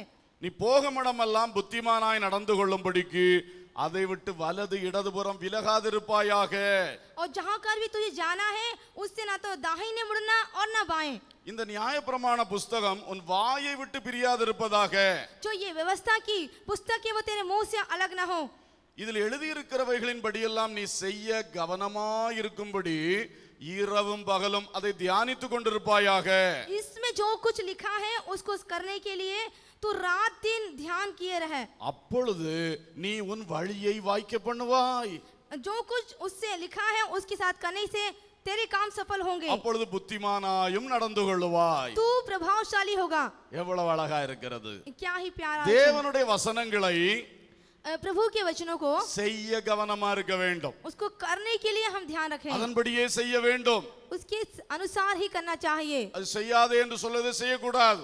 जो उसने नहीं करने के लिए कहा है वो नहीं कहे। வசனத்திற்கு கீழ்ப்படிந்து செய்ய வேண்டும். वचन की आज्ञा मानकर काम करें, அதை விட்டு விலக கூடாது. उससे अब जुदा ना हो। நம்முடைய கால்கள் வசனத்திலே நடக்க வேண்டும். हमारे पैर इन वचनों पर चलें। நம்முடைய பொருளாதாரத்தை சம்பாதிக்க போகிற அந்த ஓட்டம் வசனத்தின் வழியிலே ஓட வேண்டும். जो भी हमारी आर्थिक अवस्थाओं की उन्नति के लिए हम दौड़ते हैं वो वचन के आधार पर रहने पाए। வசனம் வாயை விட்டு பிரியக்கூடாது. ये जो वचन है वो हमारे मुंह से जुदा नहीं होना चाहिए। அடிக்கடி வசனத்தை அறிக்கை செய்கிற பழக்கம் தேவை. इस वचन का अंगीकार करना हमारे लिए बहुत जरूरी है। மற்றவர்களுக்கு அதை சொல்லி கொடுக்கிற பழக்கம் தேவை. दूसरों को बताने की आवश्यकता है। அடுத்தது தியானித்து கொண்டிருப்பாயாக. और अगली बात यह है कि ध्यान किए रहे। என்ன தியானம்? क्या ध्यान? இந்த வசனத்தில் சொல்லி இருக்கிறதெல்லாம் செய்ய கவனமா இருப்பதற்கான தியானம். इसमें जो कुछ लिखा है उसको करने के लिए चौकसी। அதைத்தான் தியானிக்கணுமா, அதை நான் செய்யணுமே, அந்த வசனத்தின்படி வாழணுமே, இந்த வசனத்தின்படி வாழணுமே என்பது இரவு பகல் தியானமாய் மாற வேண்டுமா? हमारी चौकसी अर्थात हमारा ध्यान यही रहे कि इस वचन के आधार पे चले या इस वचन के आधार हमारा जीवन कैसे बदले। கை நிறைய வசனம், கால் நிறைய வசனம், पूरे हाथ भर के वचन, पूरे पैरों के भर कर वचन, வாய் நிறைய வசனம், மூளை நிறைய வசனம், मुंह के भर कर वचन और दिमाग को भरा हुआ वचन।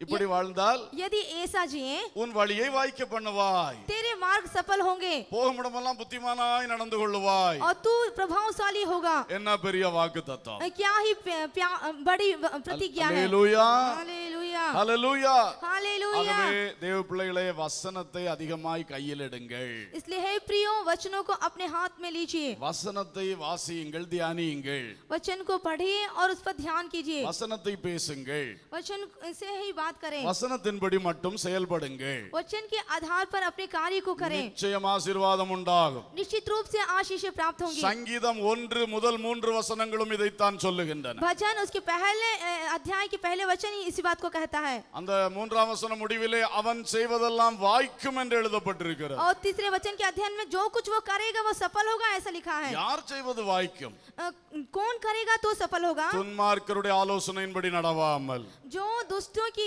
योजना पर नहीं चलता, பாவிகளுடைய வழியில் நில்லாமல் जो पापी के मार्ग पर खड़ा नहीं होता, பரியாசக்காரன் உட்காரும் இடத்தில் உட்காராமல் और ना ठट्टा करने वाली की मंडली पर बैठता है, கர்த்தருடைய வேதத்தில் பிரியமாயிருந்து और यहोवा की व्यवस्था में प्रसन्न रहता है, இரவும் பகலும் அதில் தியானமாயிருக்கிற மனுஷன் பாக்கியவான் उसकी व्यवस्था पर रात दिन ध्यान करने वाला व्यक्ति धन्य है। அல்லேலூயா हालेलुया। அவன் நீர்க்கால்களின் ஓரமாய் நடப்பட்டு वह बहती नालियों के किनारे लगाया தன் जाएगा காலத்தில் தன் கனியை தந்து और अपनी ऋतु में फलता है, இலை உதிராதிருக்கிற மரத்தை போல் இருப்பான் और उसके पत्ते कभी मुरझाते नहीं। அவன் செய்வதெல்லாம் வாய்க்கும் इसलिए जो कुछ वह पुरुष करे वह सफल होता है, வசனத்திலே செழிப்பு இருக்கிறது क्योंकि इन वचनों में सफलता होती है। ஒரு ஆளுடைய வாழ்க்கையில் எவ்வளவு வசனங்களை பயன்படுத்துகிறீர்களோ அவ்வளவு தூரம் நீங்கள் செழிப்படைவீர்கள் यदि आप जितना ज्यादा इन वचनों को प्रयोग करें उतना ज्यादा आपके जीवन में हरियाली अर्थात सफलता आएगी। எத்தனையோ வசனங்கள் அதற்கு ஆதாரமாய் இருக்கின்றன कितने ही वचन उसके आधार के रूप में बोल ஆகவே सकते हैं। தேவ பிள்ளைகளே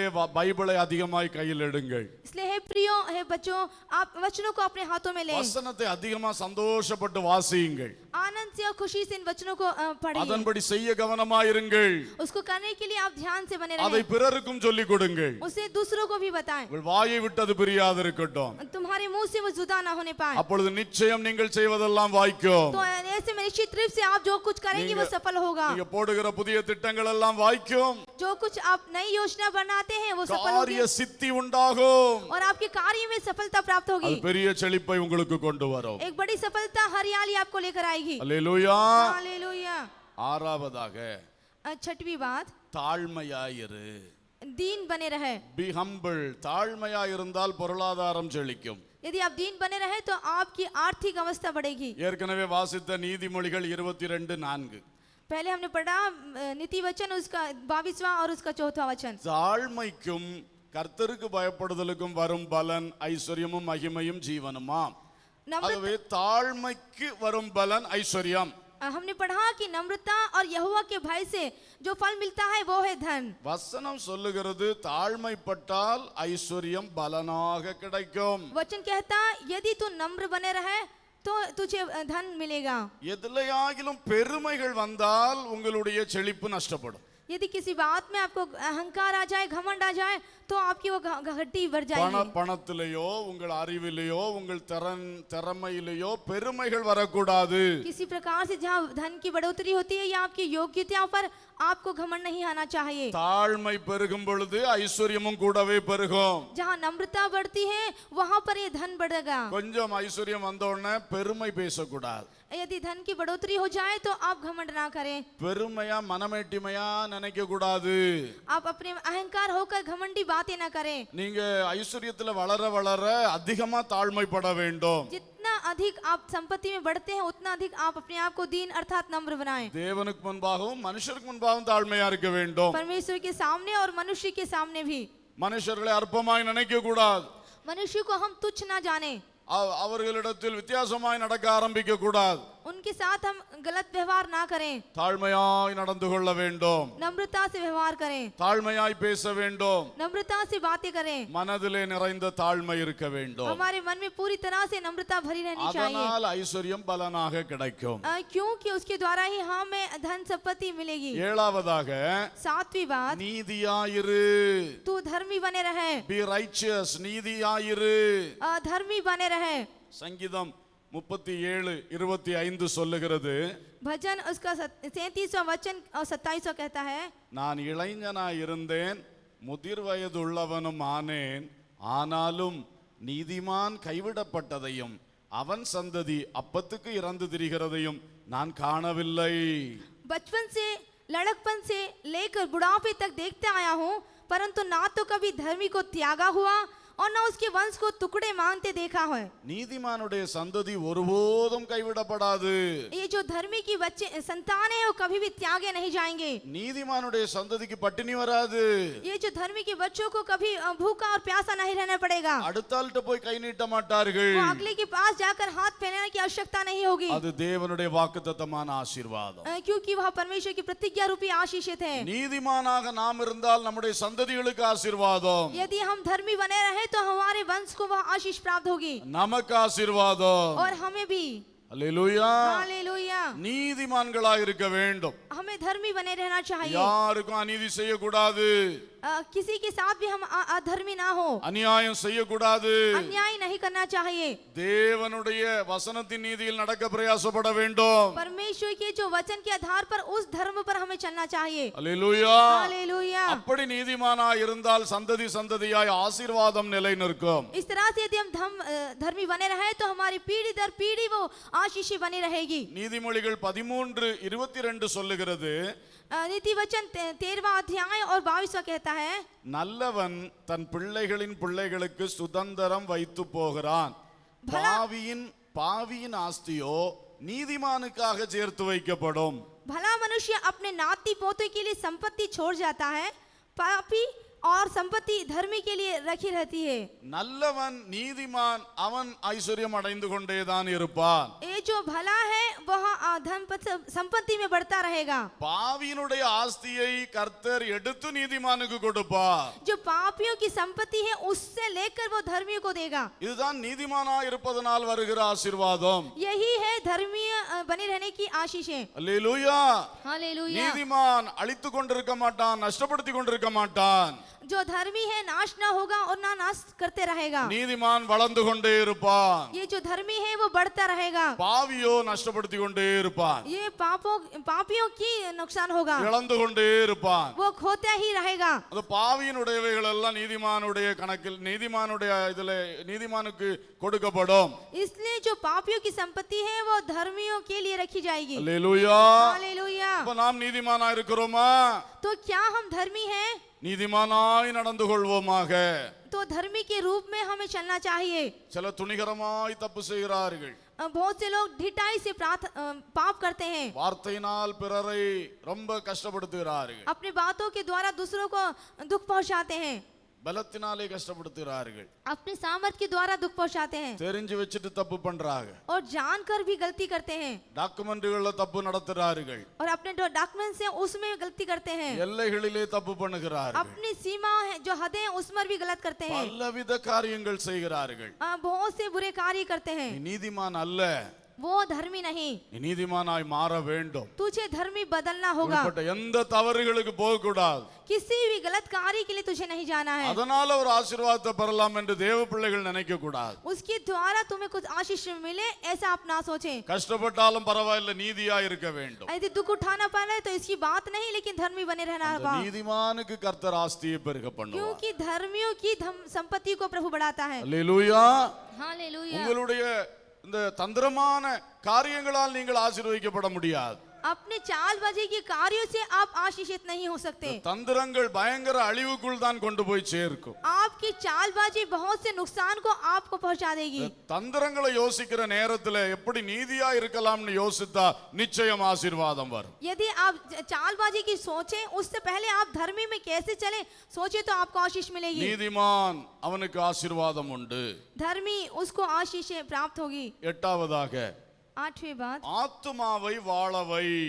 तो आत्मा को जीवित रख। Prosper your soul. உன் ஆத்துமாவை வாழவை, அப்பொழுது ஐஸ்வர்யம் பெருகும். तो अपने आप को आत्मा को जीवित रखे, उससे तुझे धन प्राप्त होगा। 3 யோவான் 2ஆம் வசனம். 3 यूहन्ना 2 वचन, பிரியமானவனே, உன் ஆத்துமா வாழ்கிறது போல நீ எல்லாவற்றிலும் வாழ்ந்து சுகமாயிருக்கும்படி வேண்டுகிறேன். हे प्रियो, मेरी यह प्रार्थना है कि जैसे तू आत्मिक उन्नति कर रहा है वैसे तू सब बातों में उन्नति करे। ஆத்துமா வாழ்கிறது என்றால் என்ன? ये जो आत्मा उन्नति करे ये इसका मतलब क्या? ஆவிக்குரிய ஜீவியத்தில் வளருகிறது. आत्मिक बातों में बढ़ने की। ஆவிக்குரிய ஜீவியத்தில் வளருங்கள், आत्मिक बातों में बढ़िए, அப்பொழுது எல்லாவற்றிலும் வாழ்ந்து சுகமாயிருப்பீர்கள். तो सभी बातों में उन्नति करके आप भले चंगे रहेंगे। You may succeed and prosper and be in good health. நீ வெற்றி பெறுவாய், செழிப்பாவாய், நல்ல ஆரோக்கியத்துடன் வாழ்வாய். तू उन्नति करेगा और बढ़ोतरी करेगा और भला चंगा रहेगा. அதான் எல்லாவற்றிலும் வாழ்ந்து சுகமாயிருத்தல். सभी बातों में उन्नति करेगा. ஆகவே ஆவிக்குரிய ஜீவியத்தில் கவனம் செலுத்தி வளர்ந்தால் பொருளாதாரமும் கூடவே வளரும் என்று வசனம் சொல்லுகிறது. इसलिए वचन कहता है कि यदि आत्मिक बातों पर आप ध्यान दें तो आपकी आर्थिक अवस्थाएं बढ़ेगी. ஆமென். ஆவிக்குரிய ஜீவியத்தில் வசனத்திலும் அபிஷேகத்திலும் வளர வேண்டும். आत्मिक जीवन में वचन में आप बढ़िए. அந்த வசனமும் அபிஷேகமும் சேர்ந்து வரும் பொழுது உங்களுக்கு உலக பிரகாரமான காரியத்திலும் பெரிய வெற்றிகள் तो உண்டாகும். वचन आशीष बढ़ेगी तो संसारिक सारी बातें आपको प्राप्त होंगी. அந்த தடைகள் எதிர்ப்புகளை எல்லாம் இந்த வசனமாகிய பட்டயத்தை, ஆவியின் பட்டயத்தை வைத்து வீழ்த்தி போடலாம். जो रुकावटें हैं, रुकावट रूपी तलवार है, उसे आत्मिक तलवार से नाश कर दें. அப்பொழுது பொருளாதார ஆசீர்வாதங்கள் கட்டாயம் வளரும். तो निश्चित रूप से आपकी आर्थिक बढ़ोतरी होगी. ஆவியின் பட்டயத்தை போல வல்லமை உள்ள பட்டயம் உலகத்தில் எதுவுமே கிடையாது. आत्मिक तलवार से सामर्थ्य तलवार दूसरी इस संसार में नहीं है. வசனத்தை உள்ளத்தில் விசுவாசித்து வாயினால் அறிக்கை செய்தால் அது மிக பவர்ஃபுல், மிக வல்லமையானது. यदि वचन को सुनकर उसको हृदय से विश्वास करे तो यह बहुत ही सामर्थ्य है. அது வல்லமையான காரியங்களை செய்துவிடும். वह बड़े बड़े कार्य को करेगी. ஆகவே இந்த ஆவியின் பட்டயத்தினால் நாம் ஜெயிக்கலாம். तो इस आत्मिक तलवार से हमें जीवित, எந்த நஷ்டம், எந்த பிரச்சனை வந்தாலும் ஆவியின் பட்டயத்தை எடுத்து போராடுங்கள். किसी प्रकार के नुकसान, किसी समस्या में क्यों ना आए, आप इस आत्मिक तलवार से लड़ाई करें. நம்முடைய யுத்தம் மாம்சத்தோடும் இரத்தத்தோடும் அல்ல. क्योंकि हमारा युद्ध मांस और लहू से नहीं, எல்லாம் அந்த அந்தகார கிரியைகளோடு தான் நம்முடைய யுத்தம். उस अंधकार की कार्य हाकिमों से है. ஆவியின் பட்டயமே நம்முடைய ஆயுதம். आत्मिक तलवार ही हमारा हथियार है. தேவனுடைய வசனம் परमेश्वर का वचन இருபுறமும் கருக்குள்ள பட்டயம். वो दो धारी तलवार के समान है. எடுத்து வெட்டினால் அசுத்த ஆவிகள் ஓடி போய், यदि उसको लेकर काटे तो अशुद्ध आत्मा बाहर जाएगी. எல்லா தடைகளும் மாறி போய், सारी दुर्कांटें दूर हो जाएगी. வர வேண்டியது வரும், நடக்க வேண்டியது நடக்கும். जो आना है वो आएगा, जो चलना है वो चलेगा. அல்லேலூயா. हालेलुया. பிரியமானவனே,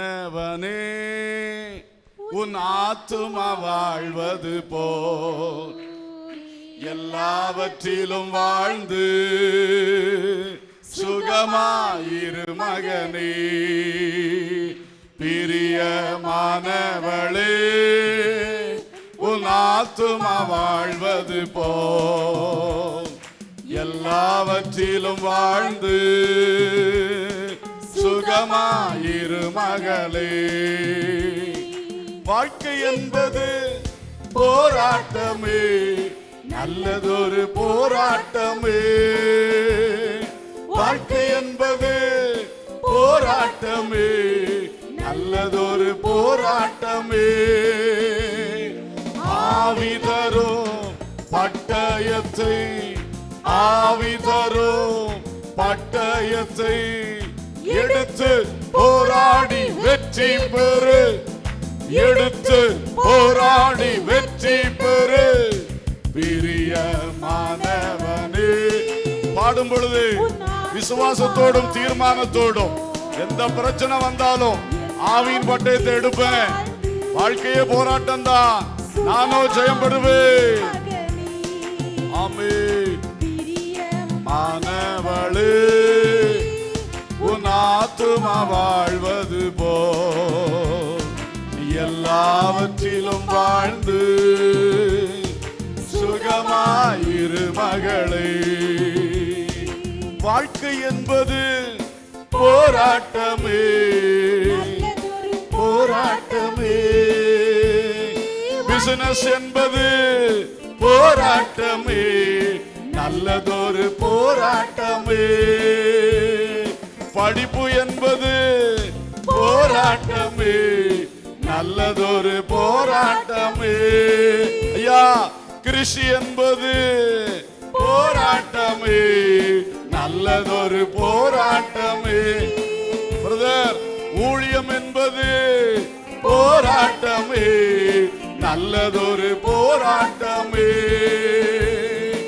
ஆவி தரும் பட்டயத்தை சொல்லுங்க எல்லாரும். ஆமென். எடுத்து போராடி வெற்றி பெறு, எடுத்து போராடி வெற்றி பெறு. பிரியமானவனே உன் ஆத்துமா வாழ்வது போல். நிச்சயமாய் ஆவிக்குரிய ஜீவியத்திலே, ஜபத்திலே, அபிஷேகத்திலே, வசனத்தை பயன்படுத்துவதிலே வளரும் பொழுது எல்லா போராட்டங்கள் மாறும். நீ வாழ்ந்து சுகமாயிருப்பாய். ஹல்லேலூயா. எல்லாவற்றிலும் வாழ்ந்து சுகமாயிரு மகனே. ஹல்லேலூயா. சுகமாயிருப்பீங்களா? क्या आप भले चंगे रहेंगे? வாழ்ந்து சுகமாயிருப்பீர்களா? आप जीवन जीकर भले चंगे रहेंगे? உங்க கையில தான் இருக்கே ஆவியின் பட்டயம். आपके हाथों में ही आत्मिक तलवार, எடுத்து வீசுங்கள். उसे लेकर काटिए. ஹல்லேலூயா. हालेलुया. ஸ்தோத்திரம். ஒன்பதாவதாக, 9वीं बात, காணிக்கைகளில் உண்மையாயிருங்கள். आप जो दान देते हैं आप उसमें ईमानदार बने Be रहें. sincere in offerings.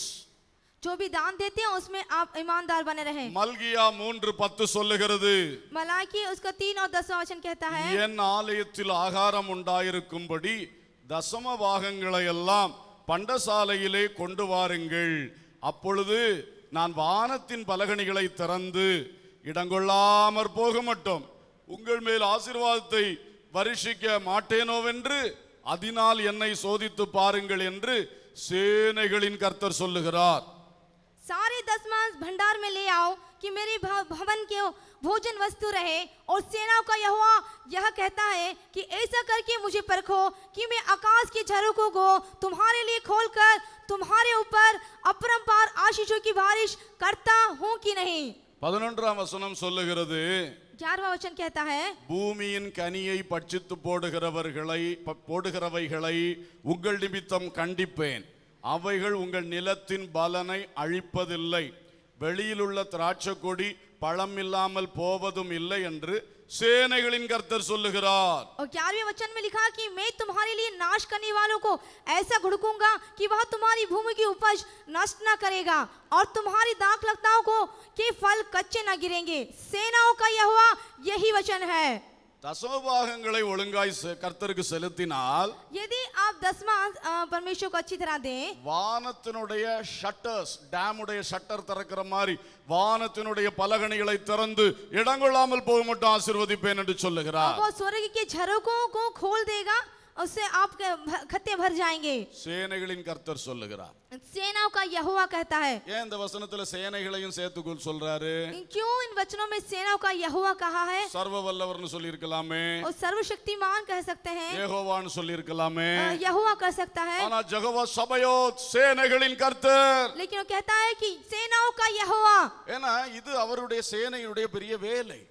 क्योंकि ये सेनाओं की एक बड़ी बाढ़ है. யாரெல்லாம் தசமபாகம் செலுத்துறாங்களோ जो कोई भी इस दशमांश को देता है, அவங்களுக்காக வானத்தின் பலகணிகளை திறந்து கரெக்டா கொட்டி கொண்டே இருப்பார்கள். उनके लिए आकाश के झरों को खोलकर उसे उंडेलते रहेंगे. அவருடைய சேனைகள் அதை ஒழுங்காய் செய்து கொண்டிருக்கிறது. क्योंकि जो उसकी सेना है उसे सही रूप से कर रही है. அது மட்டுமல்ல, यही काफी नहीं, அடுத்த வசனத்திலேயும் சேனைகளின் கர்த்தர் சொல்லுகிறார் அப்படிங்கிறார். दूसरे वचन में लिखा है कि सेना का यहोवा. யாரெல்லாம் கரெக்டா தசமபாகம் செலுத்துறோமோ, जो कोई इस दशमांश को सही रूप से देता है, நம்முடைய கனிகளை பட்சித்து போடுகிறவைகளை அவருடைய சேனைகளை அனுப்பி கண்டிப்பார்.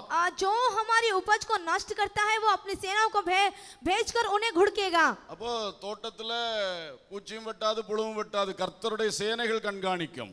तो इन बाग बगीचों में ना तो कीड़े नाश करेंगे और ना ही कुछ दूसरी बात, सेनाओं का यहोवा उसे सुरक्षा प्रदान करेगा. நிலத்தின் பலனை ஒன்றும் அழிக்காது. तुम्हारे उपज जो कुछ ही प्रकार से नष्ट ना होगी. சொல்லுகிறது சேனையின் கர்த்தர். ये कहने वाला है सेनाओं का यहोवा. உன் வெளியில் உள்ள திராட்சை கொடி பழம் இல்லாமல் போகாது. और दाखलता के फल कच्चे ना गिरेंगे. சும்மா எவனோ பிடிங்கிட்டு போயிட மாட்டான். अचानक से कोई आकर तोड़ेगा नहीं, சேனைகள் உலாவி கொண்டிருக்கும். क्योंकि सेना वहां पर मंडलाती रहेगी. ஆமென். இந்த आमीन. வசனத்தை அப்படியே விசுவாசித்தால் அந்த ஆசீர்வாதத்தை பெற்றுக்கொள்வீர். इस वचन को आप विश्वास करें तो वैसे ही आप आशीष को पाएंगे. சும்மா எழுதி வைக்கல ஆண்டவர். ऐसे फिजूल में नहीं लिख रखा है. சேனைகளின் கர்த்தர் சொல்லுகிறார் என்று திரும்ப திரும்ப சொல்லுகிறார். सेना का यहोवा कहता है, इसे उसने बार बार कहा है, அப்படியே செய்வார். वो वैसा ही करेगा. அவருடைய சேனைகளை டிப்ளாய் பண்ணிடுவார். उसकी सेना इस प्रकार से करेगी.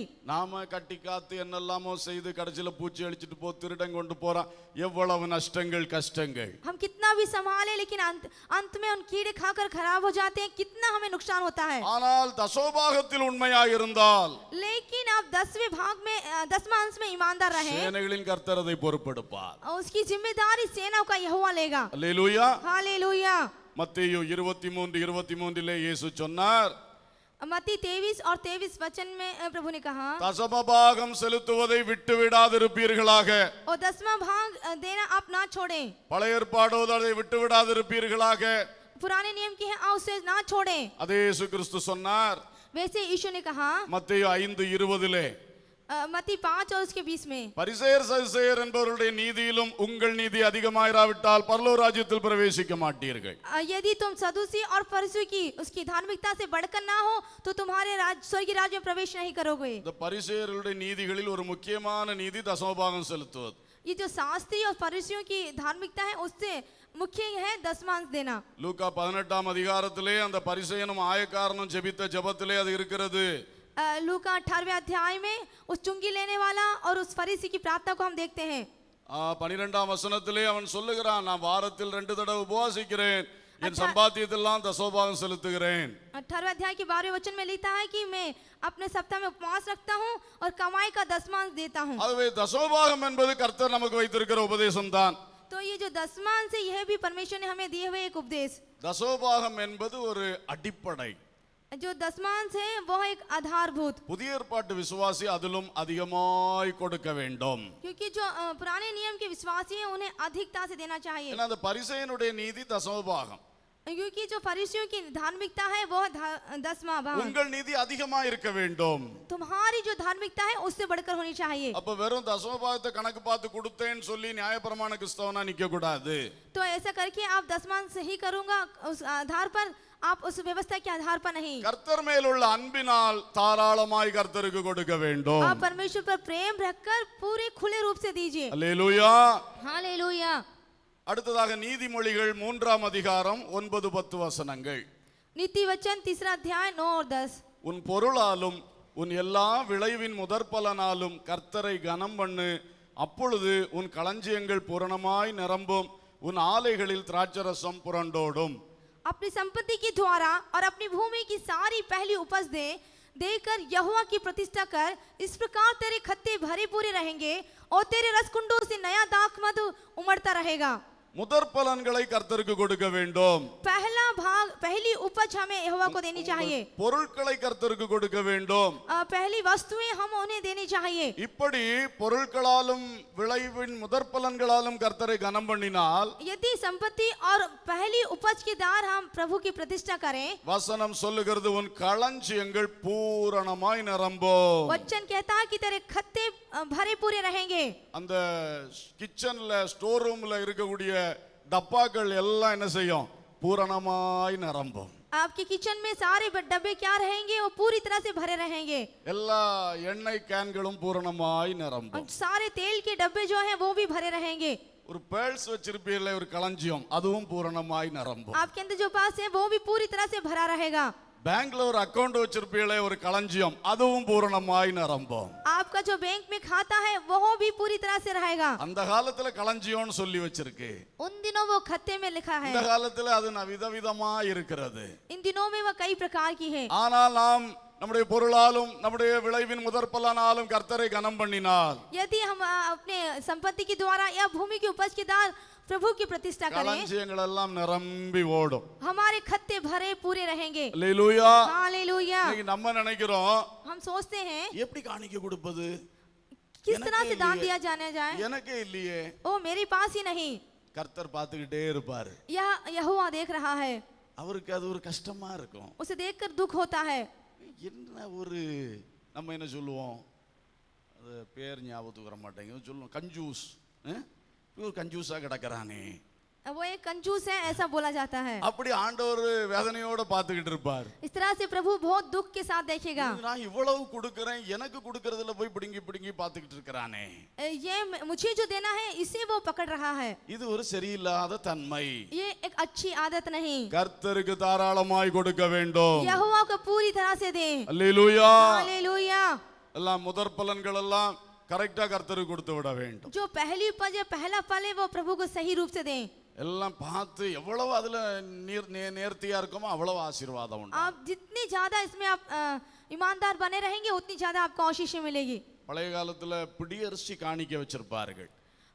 पुराने नियम में एक मुट्ठी का जो अन्न रहता था उसे आशीष दी जाती थी। பானையில அரிசி போடும் பொழுது ஒரு கை அரிசி எடுத்து அப்படியே தனியா பையில போட்டு வச்சிருவார்கள். जब एक थैली में एक मुट्ठी अन्न को रखा जाता था। இது மாதிரி எல்லாம் செய்ததனால தான் இன்றைக்கு ஆசீர்வாதங்கள் அந்த சந்ததிகளில் வந்திருக்கிறது. ऐसा करने पर आज वो आशीष उनकी पीढ़ियों में आ गई है। ஆனா அந்த சந்ததிகள் இந்த வழிமுறைகளை விட்டு விட்டார்களே। लेकिन इन पीढ़ियों ने उस विधि को छोड़ दिया है। நாம் அந்த வழிமுறைகளை பின்பற்ற வேண்டும். हमें उन विधियों का पीछे करना चाहिए। சின்ன காரியமா இருக்கலாம், छोटी से कार्य क्यों ना हो, அதுல உண்மையா இருந்து கர்த்தரை கனம் பண்ணினால் लेकिन आप उसमें सच्चाई से रहकर प्रभु का आदर करें, கர்த்தரும் நம்மை கனம் பண்ணுவார். प्रभु भी हमें आदर देगा। ஹல்லேலூயா. हालेलुया। கடைசியாக பத்தாவது தான தர்மங்களில் தாராளமாயிரு. जो 10वां है तो दान धर्म में बना रहे। Be generous in alms, charity. இதுல நல்ல ஜெனரஸா தாராளமா இருக்கணும். दान जो करें आप खुले रूप से करें। லூக்கா 6:38 சொல்லுகிறது, लूका 6 अध्याय उसका 38वां वचन, கொடுங்கள் அப்பொழுது உங்களுக்கு கொடுக்கப்படும், आप दो तो तुम्हें दिया जाएगा, அமுக்கி குலுக்கி சரிந்து விழும்படி நன்றாய் அளந்து உங்கள் மடியிலே போடுவார்கள். लोग पूरा नाप दबाकर और हिला हिलाकर और उभरता हुआ तुम्हारी गोद में डालेंगे। நீங்கள் எந்த அளவினால் அளக்கிறீர்களோ அந்த அளவினால் உங்களுக்கும் அளக்கப்படும் என்றார். क्योंकि जिस नाप से तुम नापते हो उसी से तुम्हारे लिए भी नापा जाएगा। ஏழைகளுக்கு தாராளமாக கொடுக்க வேண்டும். तो गरीबों को, कंगालों को आप बहुत उभरता हुआ दें। ஏழைகளுக்கு முகத்தை திருப்பி கொண்டு போய்விடக் கூடாது. आप जब दीन दरिद्र को देखें तो उनसे अपना मुंह ना छुपाएं। ஏழைகளுக்கு கொடுக்கிறது நமக்குள்ள இருந்து தானாய் வருகிற ஒரு கிரியையாய் மாற வேண்டும். इन गरीबों को देने के लिए हमारे अंदर उभर के आने पाए। ஒருவருக்கு இல்லை என்று கண்டால் உடனே நம்ம பாக்கெட்ல நம்ம கை போயிடும். यदि एक व्यक्ति के पास नहीं है तो हमारी जेब में हमारा हाथ चला जाना चाहिए। அப்புறம் அந்த ஆளை பற்றி ஆராய்ச்சி பண்ண போக கூடாது. तो उस समय उस व्यक्ति की खोज क्या है नहीं करना चाहिए। நான் கொடுக்கறத கொண்டு இவன் குடிப்பானா, பீடி குடிப்பானா, அதெல்லாம் நமக்கு யோசிக்க வேண்டிய அவசியம் இல்லை. हमें यह नहीं सोचना चाहिए कि जो मैं दे रहा हूँ ये क्या बीड़ी पीगा या दूसरा कार्य, ऐसा नहीं सोचना है। அவர் இல்லை பாவம் போல வருகிறார், அவருக்கு உள்ளதை நாம் கொடுப்போம். वो बेचारा रूप से आता है, नहीं है ऐसी स्थिति में आता है, उसको सोच कर दें। அவர் அதை என்ன செய்தாலும் கர்த்தர் நம்மை ஆசீர்வதிப்பார். वो उसको लेकर क्या करता है उसके द्वारा प्रभु हमें आशीष देगा। அல்லேலூயா. यह हो, அது உண்மை. ஆகவே நாம ஆராய்ச்சி பண்ணி பார்க்காம இல்லாதவர்களுக்கு கொடுக்க வேண்டும். इसलिए हमें ना खोजते हुए लेकिन जो जिसके पास नहीं है उसे देना चाहिए। இந்த ஆளு நல்லா குறியெல்லாம் போட்டுட்டு ஒரு மாதிரி சடையெல்லாம் வளர்த்துட்டு வரா, இந்த ஆளுக்கு எது கொடுக்கணும் அப்படி நம்ம நினைப்போம். एक व्यक्ति के जो बाल बड़े हुए हैं या साधु के सामान दिखा रहा है उसको क्यों देखें। அவன் ஒரு சாமி படத்தையும் கொண்டு வந்தான்னா கொடுக்காதீங்க. यदि वो किसी भगवान की तस्वीर को लेकर आते हैं तो आप उसे ना दें। அவன் அந்த அந்நிய தெய்வத்தினுடைய காரியத்தை கொண்டு வந்து அது அவன் பிழைப்பு தான், ஆனா இதை காட்டி அவன் பிழைக்க வந்தானா நம்ம கொடுக்க மாட்டோம். यदि वो दूसरे देवताओं का नाम लेकर आए तो वो उसकी रोजगारी का काम है, लेकिन हमें उसे देखकर नहीं देना चाहिए। ஒருத்தன் சும்மா வந்து கையை நீட்டினா ஐயான்னு கேட்டா உள்ளதை கொடுக்க வேண்டும். लेकिन कोई आकर अपनी जरूरतों के लिए अपना हाथ फैलाए तो आपको देना चाहिए, அந்த ஆளுக்கும் பசி உண்டு, क्योंकि उस व्यक्ति को भी भूख होती है। அதனால நாம அந்த மாதிரி நேரங்கள்ல செய்ய வேண்டும். तो ऐसी अवस्थाओं में हमें मदद करनी चाहिए। அல்லேலூயா. हालेलुया। ஆகவே ஏழைகளுக்கு இறங்க வேண்டும். तो दीनों पर दया करनी चाहिए। நீதிமொழி 19:17 சொல்லுகிறது, नीति वचन 19 और उसका 17वां कहता है, ஏழைக்கு இறங்குகிறவன் கர்த்தருக்கு கடன் கொடுக்கிறான், அவன் கொடுத்ததை அவர் திரும்ப கொடுப்பார். जो दीनों पर दया करता है वो यहोवा को कर्ज देता है। ஏழைக்கு உள்ளம் உடனே இறங்க வேண்டும். जो गरीबों को देखकर हमारे अंदर तरस आनी चाहिए। ஏழைக்கு கையில எதை கொடுத்தாலும் கர்த்தர் உங்களுக்கு திரும்ப தருவாராம். यदि आप किसी गरीब की कुछ मदद करें तो परमेश्वर उसको आपको फिर से लौटा देगा। அப்ப அதுல எவ்வளவு பெரிய ஆசீர்வாதம் இருக்கு பாருங்க. तो इसमें देखिए कितनी बड़ी आशीष है। ஏழைக்கு கொடுக்கிறது நஷ்டமே கிடையாது. यदि आप किसी गरीब की मदद करें तो उसमें कोई नुकसान नहीं। ஏழைக்கு கொடுத்ததை கர்த்தர் உங்களுக்கு திருப்பி தருவார். यदि आप एक गरीब की मदद करें तो यहोवा आपको उसको फिर से लौटाएगा। அதனால தைரியமா ஏழைக்கு கொடுங்க. इसलिए पूरे हियाव के साथ आप गरीब को दें। நீதிமொழி 22:9 சொல்லுகிறது, नीति वचन 20 और उसका 19 कहता है, கருணை கண்ணன் ஆசீர்வதிக்கப்படுவான், அவன் தன் ஆகாரத்தில் தரித்திரனுக்கு கொடுக்கிறான். கருணை கண்ணன் इतना கிருபா கே ஆங்கோ जिसकी கருணை आंखें கண்ணன் जिसकी आंखें दयालु हैं वो आशीष पाएगा। ஒருத்தனை பார்த்தா கண்ணு கருணையா பார்க்கணும். यदि हम एक व्यक्ति को देखें तो पूरी करुणा के साथ देखें। உலகத்துல நடக்கிற சம்பவங்கள் எல்லாம் நம்ம படிச்சதுனால इन संसार की सारी घटनाओं के हमने पढ़ा है, इसलिए அவனை பார்த்தா கள்ளனா இருப்பானோன்னு தான் நம்ம பார்ப்போம். यदि हम एक को देखें तो क्या वो चोर है ऐसा देखेंगे। ஐயான்னு கூப்பிட்டாலும் இவன் எதுக்கும் வேவு பார்க்க வந்திருக்கானோன்னு பார்ப்போம் நம்ம. यदि एक साहब करके पूछे तो क्या यह ओझा देखने आया ऐसा देखेंगे। இந்த சந்தேக கண்ணன் ஆசீர்வதிக்கப்படுவான்னு எழுதப்படவில்லை. इस संदेह के साथ यदि हम देखें तो आशीष पाएंगे ऐसा नहीं। கருணை கண்ணன் ஆசீர்வதிக்கப்படுவான். जो आशीष दयालु आंखें हैं वो आशीषित पाएगा। அல்லேலூயா. हालेलुया। ஆனால ஒருத்தனை உடனே ஒரு மாதிரி வித்தியாசமான பார்வையில பார்க்காம கருணையா பார்க்க வேண்டும். यदि कोई अजीब ही गरीब से देखे तो उस अवस्था में हमें पूरी दया से उसे देखना चाहिए। ஆகாரத்தில் ஏழைகளுக்கு கொடுக்க வேண்டும். अपने भोजन में से गरीबों को देना இப்படி चाहिए। தான தர்மங்கள் தாராளமாய் செய்தால் பொருளாதாரம் தானாக வளரும். यदि आप दान धर्म करें तो आपकी आर्थिक अवस्था अपने आप बढ़ जाएगी। ஆகவே 10 காரியங்களை சொன்னேன். मैंने 10 कार्यों को कहा। ஏதா மறந்து போயிட்டீங்கன்னா திரும்ப சிடி வாங்கி போட்டு கேட்டுக்குங்க. यदि आप भूल चुके हैं तो सीडी को लेकर देखिए, இல்லைன்னா நம்ம வெப்சைட்ல செய்தி கிடக்கும் போட்டு பாருங்க. और नहीं तो वेबसाइट में संदेश है आप उसे देखिए। இந்த வசனங்களை ஒன்று கூட யோசித்து பார்த்து எதுலெல்லாம் நம்மளை கரெக்ட் பண்ணணுமோ நம்ம கரெக்ட் பண்ணுவோம். इस वचन को लेकर आपको जहाँ सही करना है उन्हें सही कीजिए। நிச்சயமாய் அந்த பொருளாதாரத்தினுடைய ஊற்று கண்கள் எங்கெல்லாம் அடைபட்டு இருக்கோ அது திறக்கப்படும். निश्चित रूप से जहाँ से इस आर्थिक अवस्था के झरने खोलने हैं वहाँ से खुल जाएंगे। நீங்கள் ஆசீர்வதிக்கப்படுவீர்கள். आप आशीष बने रहेंगे। நானும் கொஞ்ச காலமா ஜெபம் பண்ணிட்டு இருக்கிறேன். कुछ दिनों से मैं भी प्रार्थना कर रहा हूँ। எங்க சபையில ஒரு 10-15 ஐஸ்வர்யவான்களை எழுப்பிதாரும். हमारी कलीसिया में कुछ 10-15 धनवानों को खड़ा कीजिए, ஏன்னா மாதம் ஒரு சபை கட்ட வேண்டும். क्योंकि हर एक महीना एक कलीसिया बनाए, வேற வழியே இல்லை. क्योंकि दूसरा रास्ता नहीं है। மாதம் ஒரு சபையாவது கட்டியே ஆக வேண்டும். क्योंकि एक एक माह में एक कलीसिया का निर्माण करना जरूरी है। அந்த நோக்கத்தோட உங்களுக்காக ஜெபம் பண்ணிட்டு இருக்கேன். उस लक्ष्य के साथ में आपके लिए प्रार्थना कर रहा உங்களில் हूँ। ஒரு 10-15 பேர் ஆண்டவர் தூக்கி நிறுத்திட்டாருன்னா यदि आपके बीच में से 10 और 15 को प्रभु ने खड़ा किया, மாதம் ஒரு சபை பிரதிஷ்டை பண்ணிடலாம். हर एक महीने में एक कलीसिया का उद्घाटन। அல்லேலூயா. हालेलुया। இப்ப சொன்னது யாருக்கெல்லாம் சந்தோஷமா இருந்தது? நீங்க தான் ஆசீர்வதிக்கப்பட போறீங்க. கர்த்தருக்கு ஸ்தோத்திரம். முறுமுறுப்பு குறுகுறுப்பா யாருக்காவது இருந்துச்சா? क्या कुड़काहट आपके जीवन में है? குடுத்தாகன்னு இருந்துச்சா? கர்த்தருக்கு ஸ்தோத்திரம். திருந்திக் கொள்ளுங்கள். आप फिर जाइए। ஹல்லேலூயா. हालेलुया। நாம் வாழ்வதே கர்த்தருக்காக, क्योंकि हम जो जी रहे हैं वो प्रभु के लिए, கர்த்தருடைய ராஜ்யத்துக்காக. प्रभु के राज्य के लिए। ஆண்டவரே என்னை ஆசீர்வதியும். हे प्रभु मुझे आशीष दीजिए। நான் கிராமமெல்லாம் சபை கட்டுவேன் அப்பா. हर एक गांव में मैं कलीसिया बनाऊंगा। மிஷனரி ஊழியங்களை தாங்குவேன்.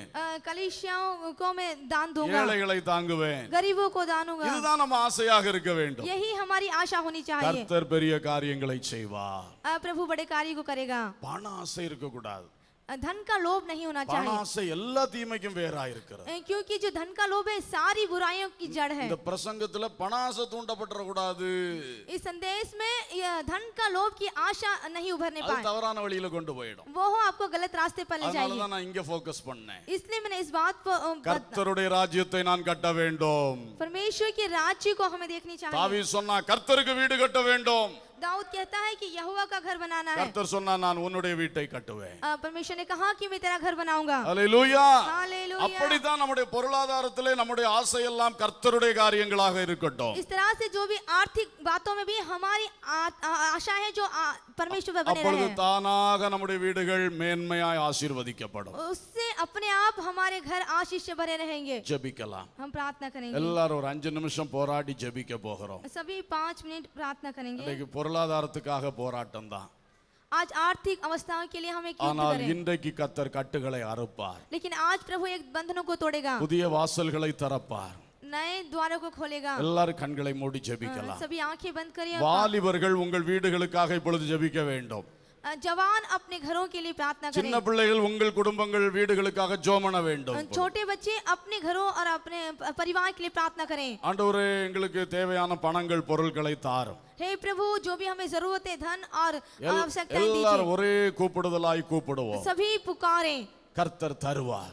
प्रभु देगा. மற்றவர்களுக்கெல்லாம் கனியற்ற காலமா இருக்கலாம், हो सकता है दूसरों को फल रहित समय हो, வேலையில்லா திண்டாட்டமா இருக்கலாம். हो सकता है उनको काम ना मिल रहा हो. நமக்கு திண்டாட்டம் கிடையாது, கொண்டாட்டம் தான் கர்த்தர் வச்சிருக்கிறார். हमें कोई बुराई नहीं है, प्रभु हमें बढ़ाएगा. விசுவாசியுங்கள். आप विश्वास कीजिए, எல்லாம் நம்முடைய தேவனுடைய கையில இருக்கு. सब कुछ हमारे प्रभु के हाथों में है. வேலை வாய்ப்புகள் தேவனுடைய கையில இருக்கிறது. काम धंधा सब प्रभु के हाथों में है. தொழில் வாய்ப்புகள் தேவனுடைய கையில் அல்லவா இருக்கிறது. जो भी काम से संबंधित है, धंधे से संबंधित, वो सब प्रभु के हाथ நீங்க में ஒரு है. யுத்தம் செய்து இன்றைக்கு பெற்றுக்கொள்ள வேண்டும். एक युद्ध करके आप प्रभु से प्राप्त करें. ஒரு சாதாரண ஜெபம் அல்ல, एक साधारण सी प्रार्थना नहीं. பாட்டு பாடி தூண்டி விட வேண்டிய அவசியம் இல்ல. आप गीतों को गाकर आपको उभारने की आवश्यकता नहीं. எவ்வளவு நெருக்கத்துல பலர் இருக்கிறீங்க, कितने ही दुख में आप कुछ एक हैं. மனம் திறந்து கூப்பிடுங்க. पूरे मन से पुकार कर कहें, அப்பா என்று கூப்பிடுங்க. हे पिता कहकर पुकारें. உரிமையோடு தகப்பனை கூப்பிடுங்க. पूरे अधिकार के साथ पुकारें. என்னை ஆசீர்வதியும், मुझे आशीष என் दीजिए. தொழில ஆசீர்வதியும், ओ मेरे काम धंधे पर, எங்க குடும்பத்தை ஆசீர்வதியும். मेरे परिवार को சொல்லுங்க சொல்லுங்க. बोलिए. ஹalleluya. எல்லாரும் ஜெபம் பண்ணுங்க. सभी प्रार्थना कीजिए. போராடி ஜெபம் பண்ணினால் கிரியைகள் நடக்கும். यदि आप एक युद्ध के साथ प्रार्थना करें, आपको जय मिलेगी. வெட்கப்படவே கூடாது. आपको लज्जित होने की आवश्यकता नहीं. இஸ்ரவேலை ஆசீர்வதிப்பதே கர்த்தருக்கு பிரியம். इस्राएली को आशीष देना ही प्रभु को भाता है. யாருக்கெல்லாம் பிரச்சனை இருக்கோ பொருளாதார பிரச்சனை சொல்லி ஜெபம் பண்ணுங்க. आप जिस किसी की आर्थिक अवस्थाओं कमी है, उससे प्रार्थना करें. கர்த்தர் இன்று வாசல்களை திறப்பார். प्रभु आज आपके लिए द्वार को खोलेगा. ஹalleluya. हालेलुया. ஹalleluya. हालेलुया. இப்ப வார்த்தைகளை சொல்லி ஜெபிக்கணும், இப்ப ஆவியில நிரம்ப கூடாது. आप अपनी बातों को बोलकर प्रार्थना करें, आत्मा में ना भरिए. வார்த்தையை சொல்லி நல்லா போராடுங்க. आपकी जो समस्या है उनको बोलिए. கருத்துள்ள ஜெபம் கர்த்தர் கேட்கிறார். आपकी जो अर्थपूर्ण प्रार्थना है प्रभु दिल सुनता है. தம்பிமார் எல்லாம் ஜெபம் பண்ணுங்க. छोटे भाई लोग सभी प्रार्थना करें. நம்முடைய பிள்ளைகள் எல்லாம் பொறுப்புள்ள பிள்ளைகளாக வளர வேண்டும். हमारे जो बच्चे हैं वो एक जिम्मेदारी पूर्ण बने रहे. ஹalleluya.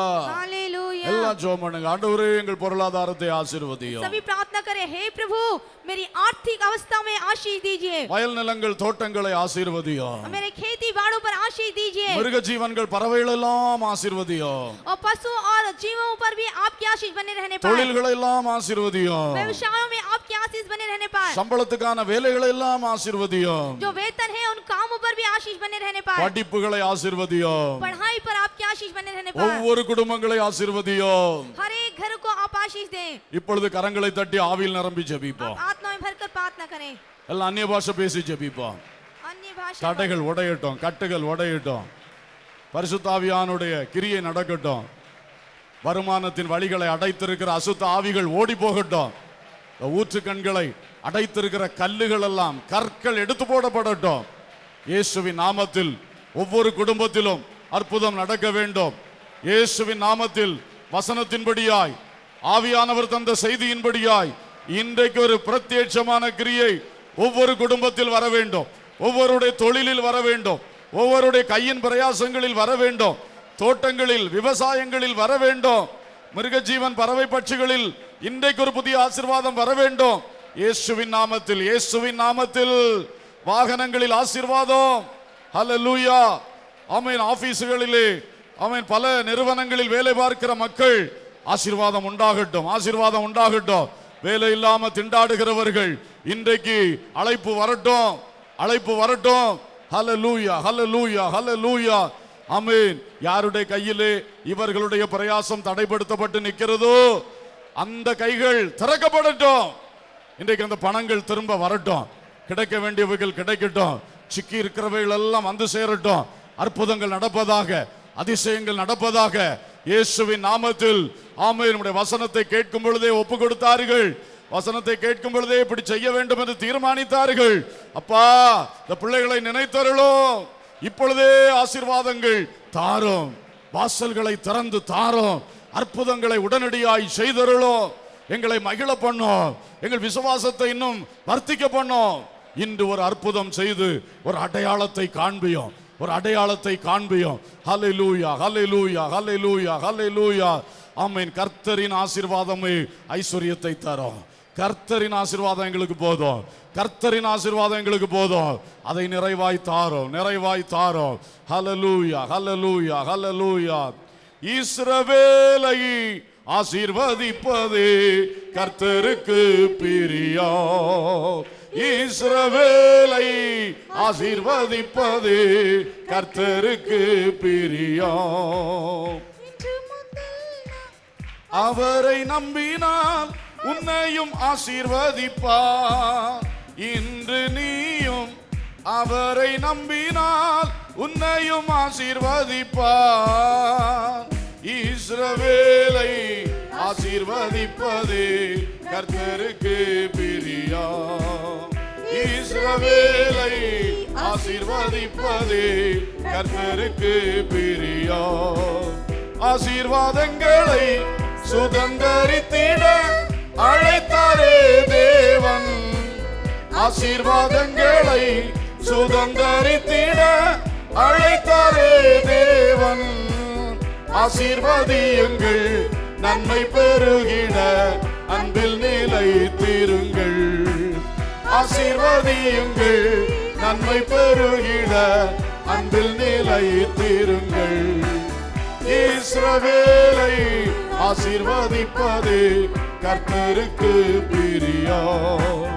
இஸ்ரவேலை ஆசீர்வதிப்பது கர்த்தருக்கு பிரியம். கர்த்தருக்கென்றும் பயப்படுவோர் கண்டிடும் ஆசீர்வாதம். கர்த்தருக்கென்றும் பயப்படுவோர் கண்டிடும் ஆசீர்வாதம். கருத்தாயின்று தேவ பயத்துடன் கர்த்தரின் பாதம் சேர்வார். கருத்தாயின்று தேவ பயத்துடன் கர்த்தரின் பாதம் சேர்வார். இஸ்ரவேலை ஆசீர்வதிப்பது கர்த்தருக்கு பிரியம். இஸ்ரவேலை ஆசீர்வதிப்பது கர்த்தருக்கு பிரியம். இன்று முதல் நான் ஆசீர்வதிப்பேன் என்றவர் தேடுகிறார். இன்று முதல் நான் ஆசீர்வதிப்பேன் என்றவர் தேடுகிறார். வந்திடு கர்த்தரின் பாதம், பெற்றிடு ஆசீர்வாதம். வாஞ்சையாய் வந்திடு கர்த்தரின் பாதம், பெற்றிடு ஆசீர்வாதம். இஸ்ரவேலை ஆசீர்வதிப்பது கர்த்தருக்கு பிரியம். இஸ்ரவேலை ஆசீர்வதிப்பது கர்த்தருக்கு பிரியம். இஸ்ரவேலை ஆசீர்வதிப்பது கர்த்தருக்கு பிரியம். கரங்களை தட்டி கர்த்தருக்கு ஸ்தோத்திரம் செலுத்துவோம். எங்கள் நல்ல பிதாவே, ஜீவனுள்ள தகப்பனே, நன்றியோடு துதிக்கிறோம். நீங்க தந்த வார்த்தைகளுக்காய் ஸ்தோத்திரம். எங்கள் பொருளாதாரங்களை கட்டி எழுப்ப போகிறதற்காய் ஸ்தோத்திரம். தடைகளெல்லாம் மாற்றி புதிய ஆசீர்வாதங்களை தரப்போகிறதற்காய் ஸ்தோத்திரம். இன்று முதல் நான் உன்னை ஆசீர்வதிப்பேன் என்று சொன்ன தேவன், பட்சித்த வருஷங்களின் விளைவை உங்களுக்கு திரும்ப அளிப்பேன் என்று சொன்ன தேவன், நீ போகையிலும் ஆசீர்வதிக்கப்பட்டிருப்பாய், வருகையிலும் ஆசீர்வதிக்கப்பட்டிருப்பாய் என்று சொன்னவர், ஒரு களஞ்சியங்கள் பூரணமாய் நிரம்பும் என்று சொன்னவர், எல்லாவித ஆசீர்வாதங்களால், விசேஷமாய் பொருளாதார நன்மைகளால் ஒவ்வொரு விசுவாச குடும்பங்களை நிரப்பும் என்று ஜெபிக்கிறோம். நிரம்பி வழிய செய்யும் என்று ஜெபிக்கிறோம். யார் யார் இதில் சிரமப்பட்டு வேதனைக்குள் இருக்கிறார்களோ, இயேசுவே அந்த வேதனைகள் நீங்கும்படியாய் வசனத்தின் வெளிச்சத்தை இன்னும் உள்ளங்களில் பிரகாசிக்க செய்து, குறைகள் குற்றங்கள் சரி செய்யப்பட்டு தேவ ஆசீர்வாதத்தின் ஊற்று கண்கள் இப்பொழுது திறக்கப்பட வேண்டும் என்று கெஞ்சுகிறோம். திறக்கப்பட வேண்டும் என்று கெஞ்சுகிறோம். எங்கள் குறைகளை தயவாய் மன்னியும். நாங்கள் குறைவுள்ளவர்கள் அப்பா. ஒவ்வொரு பிள்ளைகளுடைய குறைகளை தயவாய் மன்னியும் என்று தேவ சமூகத்தில் மன்றாடுகிறோம். கிருபையா இறங்கி தடைகளை அகற்றி இன்றைக்கு ஒரு அற்புதத்தை செய்து, ஒரு அடையாளமான அற்புதத்தை செய்து, இந்த காரியத்திலே இன்னும் விசுவாசித்து முன் செல்வதற்கு ஏதுவாக ஒவ்வொருவரையும் திடப்படுத்தும், பலப்படுத்தும் என்று ஜெபிக்கிறோம். பணாசை ஒருவருக்குள்ளத்திலும் வரக்கூடாது, பொருளாசை வரக்கூடாது. கர்த்தருக்காக கர்த்தர் எங்களுக்கு நியமித்தது முழுமையுமாய் பெற்றுக்கொள்ள வேண்டும். கர்த்தரின் ஆசீர்வாதமே ஐஸ்வர்யத்தை தரும், அதனோடே அவர் வேதனையை கூட்டார். இந்த காரியத்திலே தெளிவுள்ளவர்களாய் இருந்து தேவ ஆசீர்வாதத்தால் நிரப்பப்பட்டு தேவன் தரும் ஐஸ்வர்யத்தினால் நிரம்பி கர்த்தருக்கும் ஏழைகளுக்கும் எல்லாருக்கும் பயனுள்ள வாழ்க்கை தங்கள் சந்ததிகளுக்கு மிகுந்த ஆசீர்வாதமான ஒரு பாத்திரங்களாய் திகழ உதவி செய்யும். ஆசீர்வதியும். துதி கனம் மகிமை உமக்கே செலுத்துகின்றோம். இயேசுவின் நாமத்தில் கேட்கிறோம் ஜீவனுள்ள பிதாவே, ஆமென்.